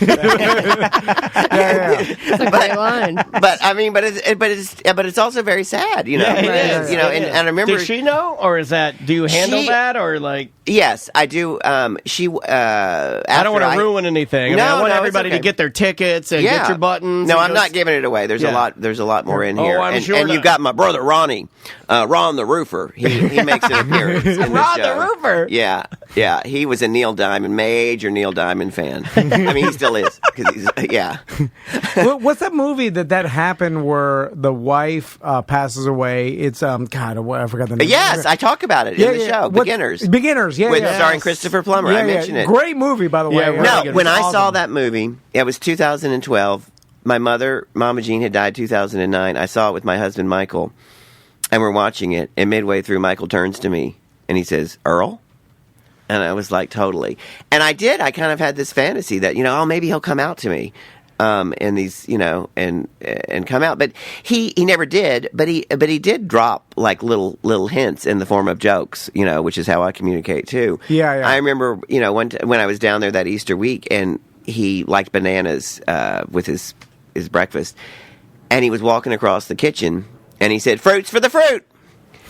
And I didn't. Right. And I was, and my parents still use that slur for gay people, and didn't really think of it as a slur. Yeah. They're old school. Right. They thought they were like, this is nice. And I was just so kind of shocked that I didn't laugh. I was just like, whoa. What are you trying to tell me? But I didn't ask. Right. There was my. He was telling you without telling you. Yeah. And he was like me, where all of his friends were girls in high school, but none of them were girlfriends, and he was their cover. He was baby used to say she was going out with me when she was chasing some guy at the horse stable. Yeah. And I said, well, why did their parents let you? Why were they okay with her going out with you? He said, because I was harmless. Mm-hmm. All right. Yeah. I mean, there's a lot of little signs. Yeah, and he was talking about guarding the bathroom door while a girlfriend of his was having sex, in high school. So that kind of stuff. So, Jamie, I'm curious, when you write a book, especially that's based on your life, and there's these stories, and then when it gets published, a lot of times, your friends and family read the book, and then they're like, "Wait a minute, this didn't happen." It's happening right now in a very, very massive way. Taylor Hawkins passed away. The drummer for Foo Fighters, and Rolling Stone, I believe, yesterday published an article that was supposed to be a tribute to him. And then you see guys like Matt Cameron of Soundgarden and Chad Smith of the Red Hot Chili Peppers that are like, whoa. We gave quotes to this, and they did. Yeah. But the things they were talking about was that maybe Taylor Hawkins was overworked. Maybe the band was pushing him too hard, and maybe that's why he passed away. And it almost seems like they were misquoted, so they're like, whoa, what are you guys doing? Exactly like what you're saying about maybe people come out and say hey, you can't talk about that. You can't say that stuff. Or because human memory is horrible. Yes. So you, especially if you're a storyteller, I feel like comedian storytellers, they often will tell the same story, and then just like a comedian, realize what's funny, what's not, what do people respond to. Yeah, you trim it, you pump it up maybe. Inevitably, it gets skewed in just the slightest way, or so much so that another person is like, wait a minute, I was there, it didn't happen like this. Or it hurts their feelings. I didn't have that problem, and I also I took some good advice. Mary Carr, who's like the Meryl Streep of memoir, she wrote The Liars Club. Oh, wow. And she's also a client of mine and a friend, but she wrote a book, The Art of Memoir. And but she also said, when you're writing it, do not show it to anybody until you have a manuscript that's in a good place. And then if you need to show them parts of it to say, I need you to read this to see if you're okay with it, that sort of thing.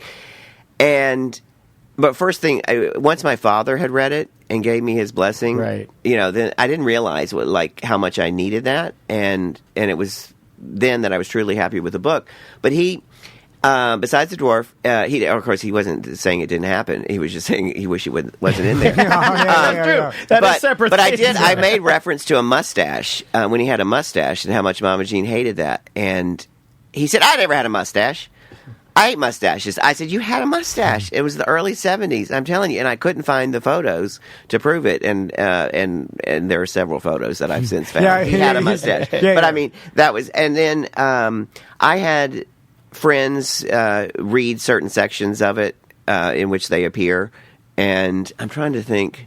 I don't think I had no problems. I was lucky in that sense, and of course, my mother was dead. But also, you've done this before too, so maybe you know your way around. Yeah, I think you know your way around the boatyard. Right, but here's my advice: anyone who's writing a memoir, do not show it to anyone else until you have a manuscript in a good place, and then show them just maybe the parts that they're in, and say, is this cool with you, or do you want me to change your name? Yeah, is this stuff? Is it mentally a lot of people write friend shows, right? Yeah, and they write. There's a lot of. A friend show could be really anything. Yeah, but is it mentally taxing though to kind of go through because you're reliving things that may not be the most fun parts, and some of them are though. Some of them are. It's a very funny show. Everybody says that the story you're telling is comedically, top tier, but there's also some genuine stuff in there and some honest stuff in there that's kind of heavy. Is it mentally taxing for you to both write and perform that sort of stuff? Yeah, it's not so much that I need to do lean against the wall and slide down like in a soap opera when it's done. But one, I went through that emotional ringer writing it, and going back and dredging that up and processing it that way. But it is, I'm not reliving of course, I'm bringing back those emotions if I'm performing it well. But it's exhausting to perform anyway, even if it's someone else's material. But yeah, it can be a little bit draining, and sometimes it can be surprising. Oh wow, I've done this show 20 times now, and then there was a certain section that really got me. Yeah, or maybe how the audience reacts, right? Because you can feel that too, right? Yes, I had a great. This tonight is my first show of I Favor My Daddy, A Tale of Two Sissies. Yeah. And we're linking it in the chat room. Oh, great. If you need any show at TomandDan.com, if you need any last minute tips on where to go, I can help you out with all of that. Yes. Great. But anyway, I had a great audience. I did a preview performance a press preview performance. Nice. Okay. And then, but all I had a good audience because volunteers and various fringe staff and other artists can attend. And that was one of the best audiences I had. They were just with me the whole time, and there was one point to your question about the audience reacting in a way you had, and someone he gasped at one point when I revealed something about my father, and I just never had that audible reaction before. He was like, "Oh, yeah." People respond to this. Yeah, you got him. You pulled him in. Yeah, when they're like that, I call them the Stepford audience. Well, you got us last time you were here. Like you sat here and you started talking about your mama Jean, and we're going through the thing, and you're telling us all this different stuff, and I'm like, man. And before we knew it, we'd been sitting for 20 minutes, 30 minutes, and I'm like, yeah. So definitely go and see Jamie. Get your tickets now and your button, and I'm going to give these show times again. I'm not kicking you out of here. I promise. Oh, good, because I want to tell you something else. Let's say you got the 19th, the 21st, the 22nd, the 23rd, the 27th, the 28th, the 29th. You're going to have to check for the times, but mostly, let's see, we got mostly 10:30 p.m. are most of those times. There's one matinee on Sunday. There you go. When you mentioned Monica Lewinsky, I knew you were going to go back to that. Well, back to the Lewinsky. To the Lewinsky. Because it ran. I watched that documentary about Monica Lewinsky. Did you ever see that? Yes, I did. About how horrible of a go she had at it, and how everybody, she was the butt of I bought one of her handbags. Of every joke. No, and I did not. And this one mistake, a young person at like makes 22. You know what I mean? Like a baby. With the most powerful person in the world, and then the entire. Which, by the way, he's the one that should have known better. You know what I mean? Yeah, the entire world attacks you, and every you Jay become a Leno punchline. is making the dress terrible. joke, and then it never goes away. It's people still reference it now. Yeah. It's still the butt of jokes this many years later, which is insane. I feel like that would never happen nowadays. It's just we have such a short news cycle and stuff, and it was so well nowadays it probably would have ended his presidency. Right. It would have been a far bigger deal, I think. Yeah. But when you work with her or whatever, did you feel any of that? No, I have to tell you, I'm a little embarrassed. I mean, I was perfectly professional with her. She was very high strung and histrionic. And it kind of felt like dealing with a young version of my mother, and I kind of was on the. I mean, I didn't have that much empathy for her until later when I was, recently, and oh yeah, that's heinous. It's hideous. Yeah. I mean, I wasn't judgmental that they had sex. I thought, I was also ashamed of America for being so caught up because the president had sex with somebody outside of his marriage. But and so I have a newfound respect and sympathy for her that I didn't have at the time. Yeah, but it was tough. There was just a lot. It was everything was dramatic, and there were so many people involved. It's too much, and interviews were canceled, and there was just a lot of triage. It was constant triage, being the publicist. That's nuts. I know you probably mentioned in your show, I don't want to bring up too much stuff from your actual show because I want people to go see it. Yes, get your tickets. But I'm curious to, what was your experience, coming out to your parents or your father? Or how did he take it? And we may have asked you this last time you were here, but I'm just curious, you grew up in Texas. Yeah, I'm lucky in that they weren't happy with it, but they never turned their back on me, and they never kicked me out or stopped loving me. And my mother, she histrionic soap opera diva that she was, cried buckets. And then my half brother, from my older half brother from her other marriage, had come out as gay earlier. And she was like, "Oh, not another one!" yeah.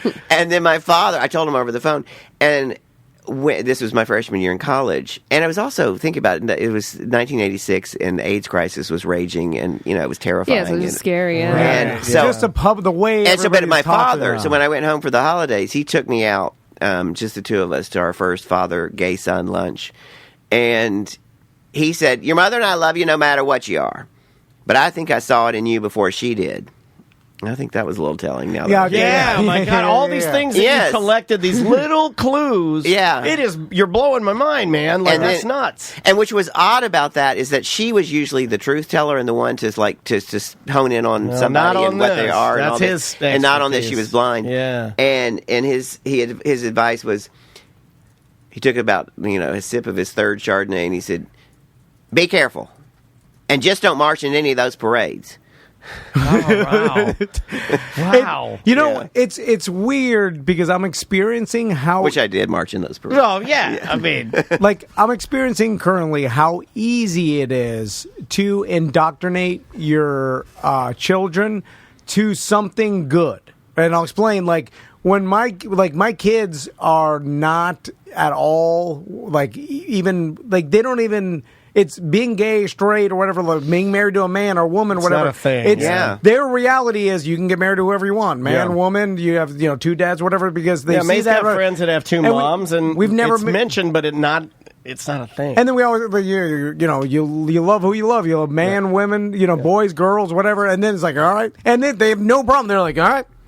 That's now my reality, and I will grow up with the reality of it not ever being weird. Yeah. And it's like, well, that was easy. It's way easier. It's like, what's your favorite color? Orange. Yeah. Who do you want to fall in love with? A man. Yeah. There you go. Okay, there you go. Yeah. That's who you are. And so then you don't like beets. Then it makes you sad when you look back at that. It was like, oh, well, it could have been that easy at all times, really, because you made it complicated. It's not like you have to explain to young kids like, hey, you marry a boy or a girl. They were like, what? Oh my God! You're telling them their reality of the world, and then they accept it as a truth, and then they move on. They are not concerned with it or surprised by it whatsoever. It's as easy as that. And then it's like, well, that's what makes me feel good. Is like indoctrinating them into being a good person, or just not having any sort of stigma towards anything. You know, it's just like everything's a neutral to them, right? And hope now.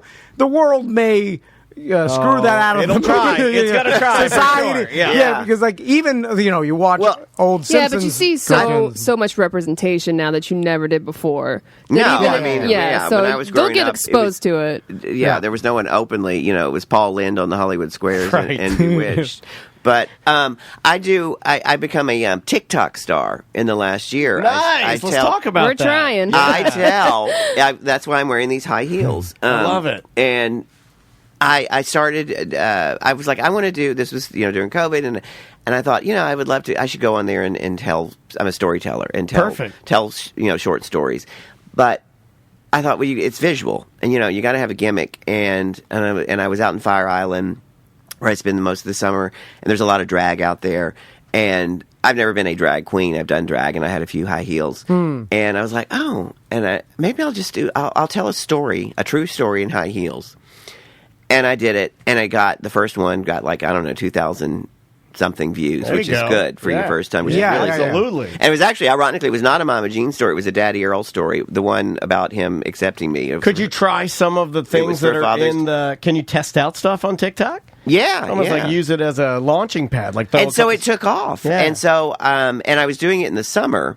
So I was always in shorts or a bathing suit with the high heels, and then people went nuts over my legs. So you got good legs. So now I almost never you're wear blessed. pants. I mean, even when the dead of winter. We got to do this. And we got to bring our shorts up higher. Our legs are horrible. There's a Jamie's got awesome legs. I was on the press. I'm like, oh my god. Speak for yourself. Mine are not bad. If I get I'm going to get some bowed out like a little person. They are a little bit, and I've got real bad varicose in the back of my thighs. Yeah, I had that problem years ago, and I had them stripped. But what? But to your point about kids being more accepting because if they know that it's the norm. But when I'm amazed, it's really taken off on TikTok. I have like 45,000 followers and over 3 million views. And there was one video of Mama Jean, a story about her hair collapsing when she comes over to New York, and that went viral at 1.3 million viewers. And the reaction, people are like, "Oh my God, I love I love the outfit. I love those heels. Oh my God, your story." But I tell a lot of funny anecdotes. Sure. Something that are like up to 3 minutes is what I'm doing. And then, but I tell some meaty stuff, and like I went through and told like all this. I basically told all of Dangerous When Wet, and it's brought a new life for the book, and I'm now selling. It's out of print, so I'm selling the hard copy for $50 a pop for a signed. Wow, Nice. that's awesome. And they love it. But anyway, I've had a lot of people say that, which I never expected this, that they love how vulnerable I am, and that it's really helped them with their sexuality or their drinking. Like some people have said, I've gotten sober now since I've seen your videos, and then I got this amazing email from a follower who wanted the signed copy, and the person had recently come out, and their family turned against them, and is having a hard time. But my videos have, my daily videos, because I do it every day, have really helped them through this, and have been a life force. And I mean, I was just overwhelmed, and I don't say that to brag, but I mean, I just didn't expect. I thought it'd be like people would be entertained, they'd like it, But it's more. It's a bigger connection. Yeah. It's awesome that you can help people. That's a huge like market in TikTok with the anti-drinking or like I see that all the time, and it's weird because I'm like, I still drink. I don't know why. How do they know I'm an alcoholic? Oh, they know. It's all people telling me because a lot of people, if you're stepping away from booze or not drinking, I am right now. I'm stepping away from drinking. I'm like 246 days today of no booze. But it's like when you are stepping away, it can get a little lonely, and you can feel like you're the only person battling this addiction that you have, and seeing other people and knowing that they also had to battle it is extremely helpful for whatever reason. See, I take the opposite. When I see the stories and like when I hear Jamie's story about like the crazy stuff that happens to people when they get blacked out and stuff, like I always look at it like, well, I didn't do that. So I'm not that bad yet. Okay. So I thought you were going to say you doubled down and drink more. No. It was like over the top. The worst I've done, I pee-peed the bed. And it's like, and people are going out there. Like, I drove to Maine and I was involved in this orgy. And I can't remember. God. Then I was in jail. Up on a plane with a man they had never met before. I was like, well, I haven't done that, so I'm still good for a little bit. Yeah, I guess pee in the bed is pretty boring compared to flew to Maine. Well, that back to my father's drinking and me, I was kind of in semi-denial about his drinking. My mother was always accusing of being an alcoholic, and he said, your mother said I was an alcoholic, but I'm not. I can quit when I need to. And I was surprised, I won't give it away, but there was, I found out in a surprising way in the end that convinces me that he was an alcoholic. Because I was like, oh, he's just a heavy drinker, but, he's never had any consequences, so what? But he actually had a major consequence along the way. And I think a lot of people, because the last time you were here, and I think I even said this, I know what it's like to run. Like, my family growing up, we were wide open. We talked about everything. Yeah. That is so in the minority. Like, that is so uncommon. Like, the way that my mom and dad raised me, where I could say anything I wanted to them, bring up anything, address anything, as long as I was respectful. That was the rule, right? Right. Can say anything to them.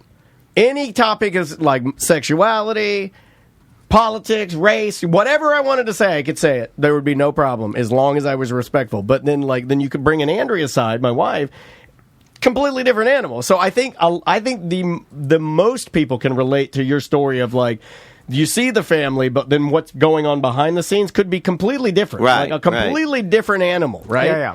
And why does, like, everything comes with consequences? Why? Like, it's just there's no way around it. Like, I'll be like, yeah, I'm not that bad. It's like, there's something there.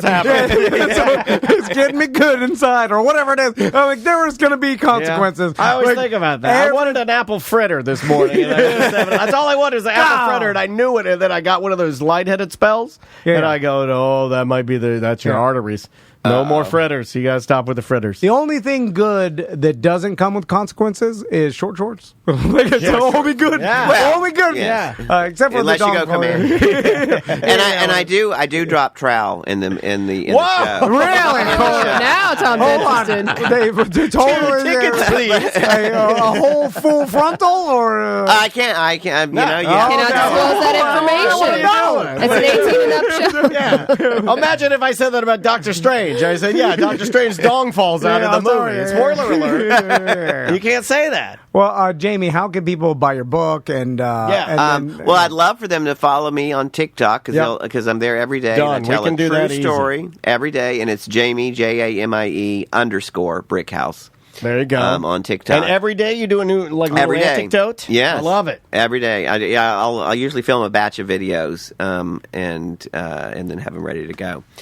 And JamieBrickhouse.com, you can. It's my website, but you can find everything there. I'm on Instagram, same at my name, Facebook, and I'm also just started hosting a podcast called The Sober Podcast. It's part of the Soberverse Sober Network. Very cool. I just started last month, and so I have all kinds of guests who are sober, and they don't have to all be 12 steps. So it's however they're getting sober. So maybe I'll have one of you on if that ever happens. Not that I'm saying it should. Well, I mean, anytime in Florida when you say you're sober, you're California sober. It should be because everybody's like, I'm stop drinking, but I'm super high right now and high all the time. I was like, all right. Well, I don't think that's the definition of sober. Like, no, I'm not drinking though. But that's why you say alcohol free. You say alcohol free. You don't say sober. I've taken drug free too. Yeah. You could say drug free. But I do. For me, I'm both. I'm all free of that.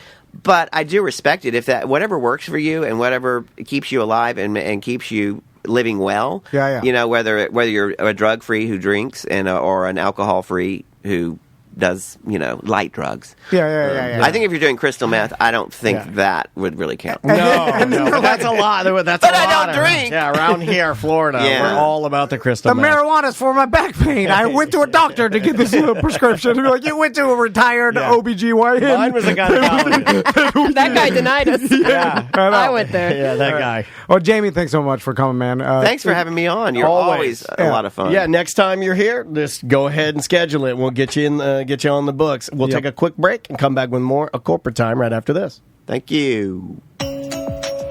So maybe he has landed in some other, maybe the Bahamas. I mean, in the Bahamas you can get away with a lot. There's no, there's a pelican up there. No, you can see the airports in some of these Bahamas. You can like chop a donkey's strips. head off in the Bahamas. So Nobody cares. If you knew the pilot, you're like, hey, take the controls and land this for Yeah, I'm gonna give it a try. I don't think I'd do that though. I don't want to ruin my vacation by having the guy like put me on the this guy, ocean. I mean, he was a confident Floridaman.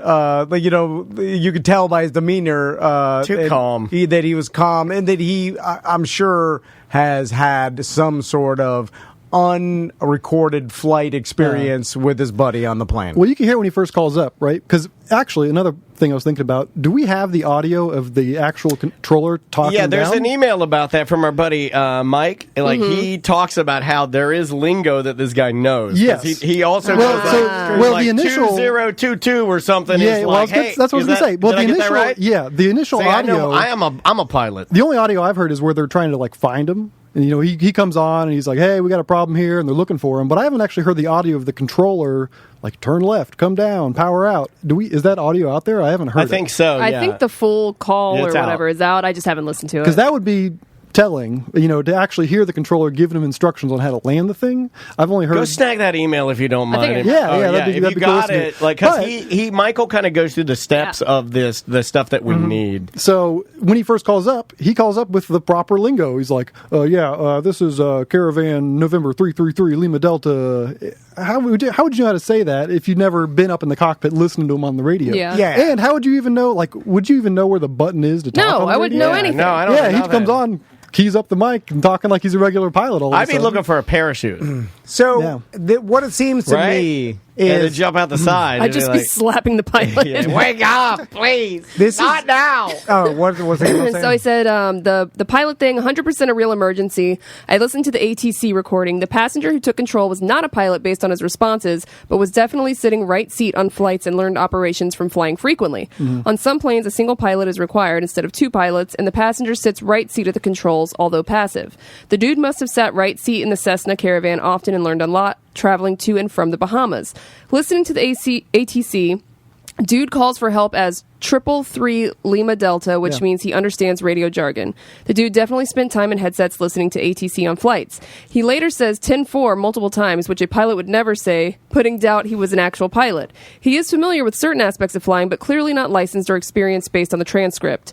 He put 7700 into the transponder, which means he's familiar with the cockpit controls to some degree. The old 7700 means having an emergency and alerts ATC. He also knew he was descending at 550 feet per minute, which means he understood the gauges. Yeah, he was very specific on that kind of stuff. ATC asked he hit the ident button. Dude was confused, proving again he had limited knowledge of the cockpit. Anyone with training knows the ident button is on the navigation panel. Duh. The long short, Tom could land the plane. The runway is as wide as a Walmart and over a mile long. When an emergency is declared, the plane has a red carpet to the airport and all other aircrafts are diverted. ATC tells you what to do. Under normal circumstances, no way Tom could land a plane. No way without extensive training. It involves charts, processes, experience, routine. So, do you agree with everything this gentleman said, Andrew? I forgot most of it already. Long email. He tuned out. This guy, great, wise-ass pilot. I love wise-ass pilot. I do agree. Like the charts and stuff, you don't need all that. I think I could talk you down, and because there is different levels of like how quickly people pick this thing up. So if you're mechanically inclined, like if you can ride a motorcycle or drive a boat, or if you're good at that kind of thing, you're going to pick it up faster than. I don't know if you know this, but Tom and I are bikers. Straight up Florida biker trash. Yeah. What about scuba diving? Does that have anything? Are we scuba divers? Yeah, we're scuba diving bikers. So if you're good, if you kind of have a natural ability to it, you're already on a better foot than somebody who's like us all asses and elbows, like trying to figure out how to even fly this thing. Right. I can get you close, I think. Probably, find the airport like he did. Try to line up with the runway like he did. The rest is going to be up to how quickly you picked up that feel for it. Maybe get you on the runway. Maybe you broke the plane a little bit. Semi-crash landing. You're off in the grass. You tore a wheel off. Something like that. I think I could get it. I think I come in hot. Yeah, you might be able to walk away, but for that to just be perfect. Like, I think I'd come in hot and everybody's luggage would just be blown. We'd be all right. But I think tires would explode. So I know some of the people are like, why do you care? Stop talking about it. Who cares? No, never stop talking about it. But this goes to show an example of things that happen all the time that we should look at more closely. Because, like, the story was presented to us, especially in the news and the media. Immediately it was like, oh my God, look at what happened. Because this is a classic example, to me, of just sensationalizing a story to make it more interesting, right? Because the reality seems to be, and Andrew can agree or disagree, that this gentleman has had multiple flights to the Bahamas on this plane or a style of this plane, has sat up in the cockpit, has talked to the pilot, has had experience with what's going on. Yeah, I think he has even said that, though. They want to spin it like he was clueless and he landed it, and that's just not the truth. If he was totally honest, which I'm sure the Today Show's producers had told him, like, Coached hey, or at least maybe said, like, guided hey, let's gently. just, you've had no flight training. And he's like, yes, that's correct. Technically, no. Yeah, because if he was It's totally semantics. honest, I'm not lying. He would probably say, I've been up in this plane for 100+ hours. I've talked to the pilot multiple. I've interviewed him. If he's anything like me, he's asking what everything does. And then he's also, I've taken the controllers. I've felt I've asked the pilot what to do during all this I picked stuff. his brain. I picked his brain, and through hundreds of hours of just sitting in the cockpit and messing around with the controllers, I was able to land the plane with them talking me down. Because a lot of it has to do with chirping, right? If this guy's a chirper, he may have gained enough knowledge through chirping to actually do He's up there chirping, drinking White Claws in the cockpit for years. And then, you pick up a little bit. That story, if he said it like that, less interesting. And the headlines less interesting. But it's truthful. And then the media, and they do this with everything, by the way, sensationalize stuff to make it more interesting. Are they reporting the truth? Did this guy have no flight lessons? Yes. Did this guy have 100+ hours sitting in the cockpit and knew this airplane and knew some of the stuff? Maybe so. And has flown before, not officially, but with his buddy or whatever? It looks like he has. It looks like maybe so. And so, but you know what? I think this does a disservice to like people understanding the complexity of flying an airplane, because now dodos hear that story and be like, well, then if he can do it, I can do it with no training. And then but that's exactly what you would say. So are you calling yourself a dodo? But it had nothing to do with this actual incident. He's always thought that. Exactly. Well, there's no difference in that. I screamed that only when they were reporting the story, which everybody thought was true at the time, which is this guy had no flight experience. He just landed a plane easily. And then I was like, well, that's got to be some sort of an exaggeration, because I don't think it's that easy. But let me add last question. Besides from the crosswinds, is there any other finesse or feel that you need to land an airplane, or if you follow the steps exactly and then keep the gauges where the instructor is telling you and everything you're telling me in my ear, keep the gauges here, decelerate here, put the flaps up, hit this button, don't put the flaps up, put them down. And you're saying that the likelihood of a perfect landing may be slim, but you could probably survive it. It's all feel.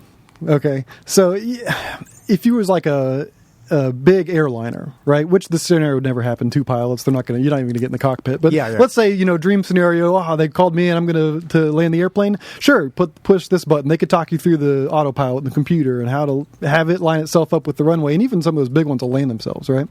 But small airplanes, or even most airplanes, will say, if you got it on autopilot, they're telling you the buttons to push, giving you the steps. Eventually, you got to turn the autopilot off and just land the sucker.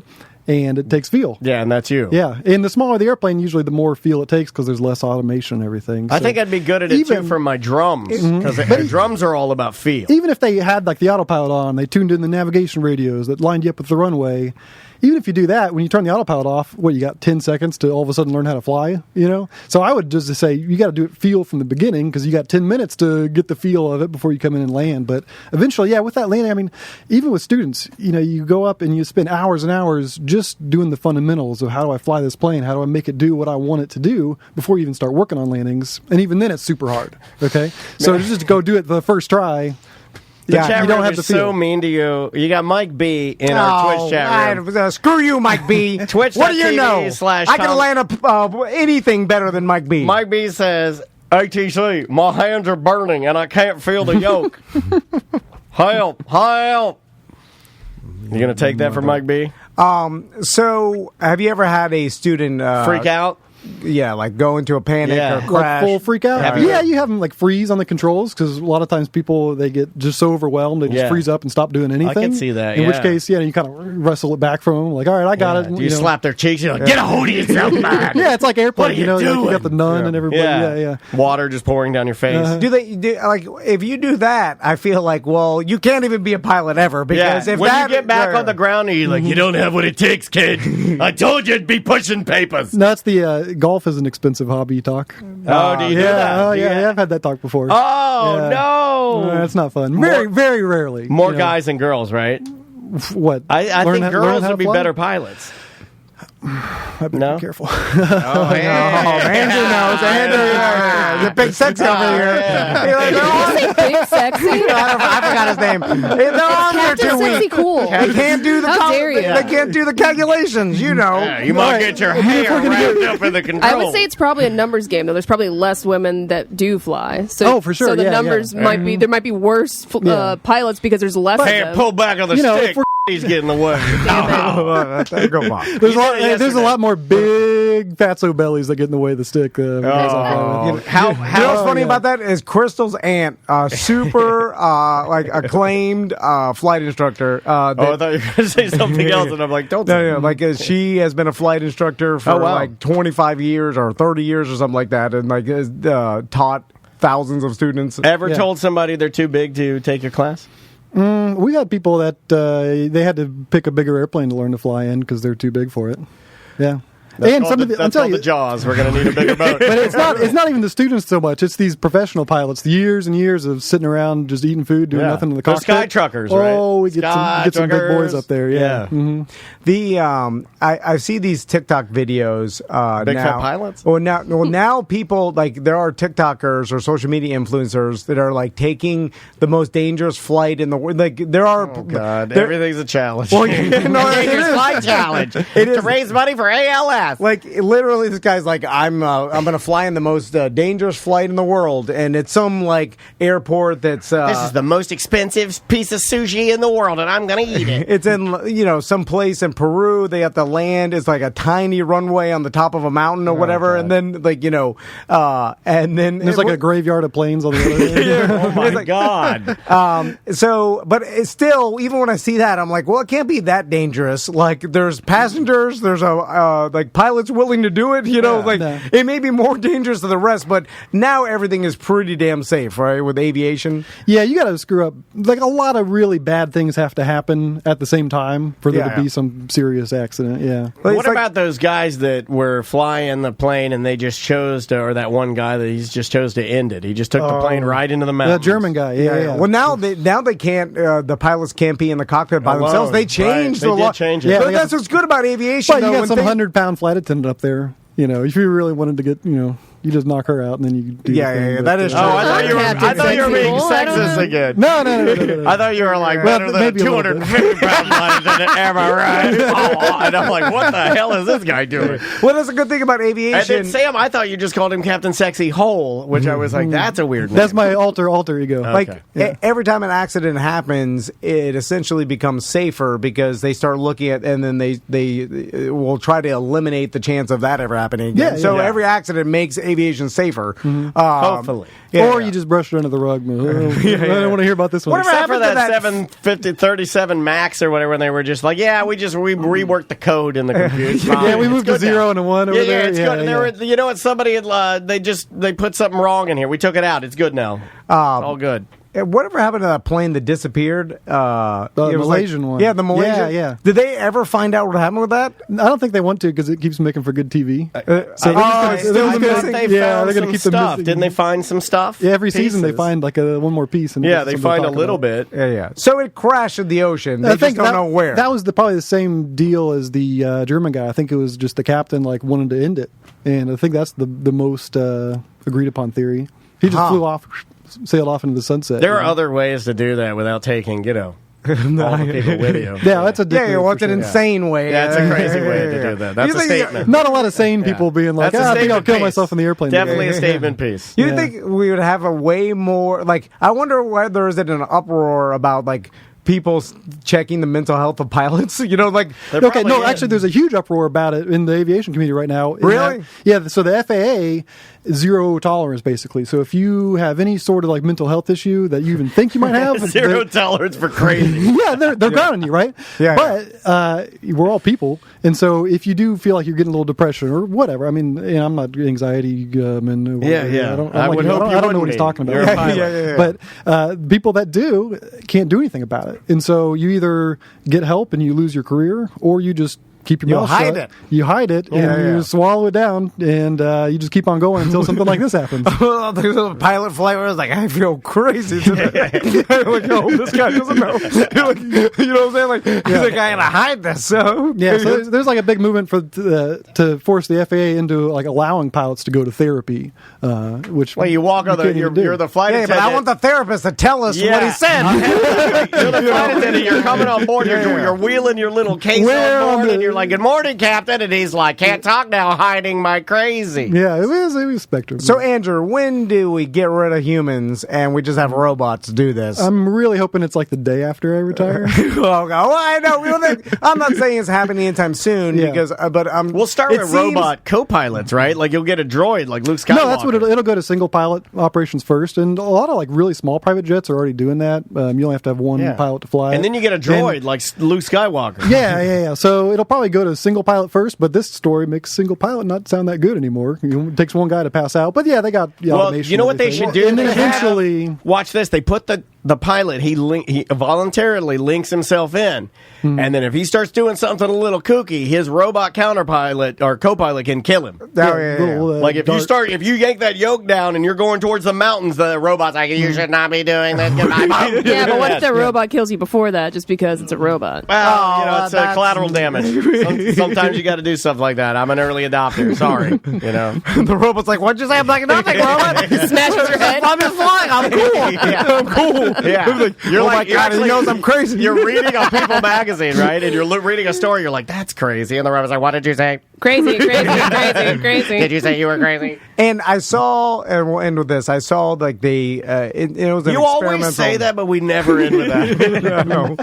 I saw. Please end with it. The first electric airplane. Yeah. And it was a smaller, like drone size thing, I think, or something like that.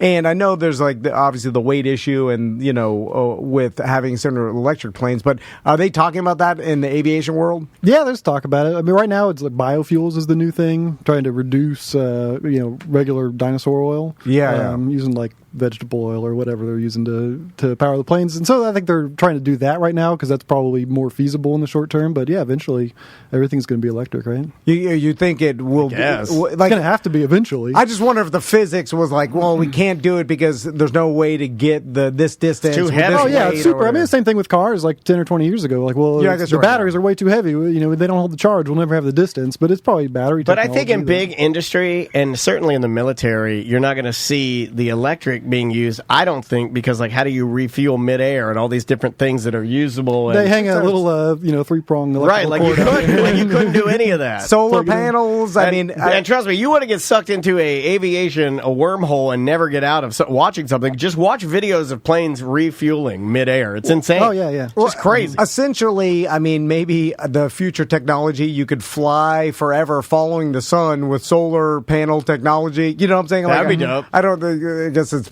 physically maybe impossible with perpetual. Like you can't just depends on how use quickly the you same can energy gather as that you. energy. Yeah, I guess. Yeah, but I mean, depends on how big your toilet is on it too. Eventually, you gotta. I like this guy. He's great. Teach me how to fly. You're gonna run it. So I told you that. I put that in the email. We could go do it, fly for like an hour and a half. I can be Mr. Keeling over heart attack pilot, and then I'll just talk you down and see how you do. Ooh, and I'll dress like the lady. And no one cares. Like you just do whatever you want. Like he just pointed at himself. He's Captain Sexy Cool. Captain Sexy Cool. If we're putting this out, then the internet will attack you. No, you can do that. I'm an instructor. I can teach you. It's not any different than any other lesson. And then we just go to some small airport without a control tower. So if you screw it up real bad, nobody knows. And then, okay. I like this guy. My God, I want to learn how to fly. Let's do it. All right. Okay. Cool. We'll mimic it. We could do a Twitch broadcast where you guys fly in the plane. No. Yeah, I'll get in there. All right, Daniel will get in. Yeah. He's ride or die. We'll have Daniel have an guess what? He's gonna die. Yeah, well, I mean, like, that's part of riding. Yeah, I mean, part of the ride is dying. It's not just die, and it's not just ride. Daniel, do you think you could actually ride in the back while I'm having Tom land an airplane? Yeah, I think I could. I want to do that move on America's Funniest Video where I dive down and Daniel starts floating like the dog. Yeah, we can do that. Yeah. All right. We got to go? Okay. Yes. Well, Andrew, you got anything to plug? Do you want to... Yeah, I mean, since you're ruining your pilot... I will. So I'm flying private jets right now, but I'm still affiliated with my old flight school back in Daytona. It's called Air America Flight Center. We're a kind of the mom and pop Part 61 of the area. cool. So if you just want to come learn how to fly for fun, or just go up, take a discovery flight, and see what it's all about, it's Air America Flight Center in Daytona Beach. Awesome. All right. Bye-bye.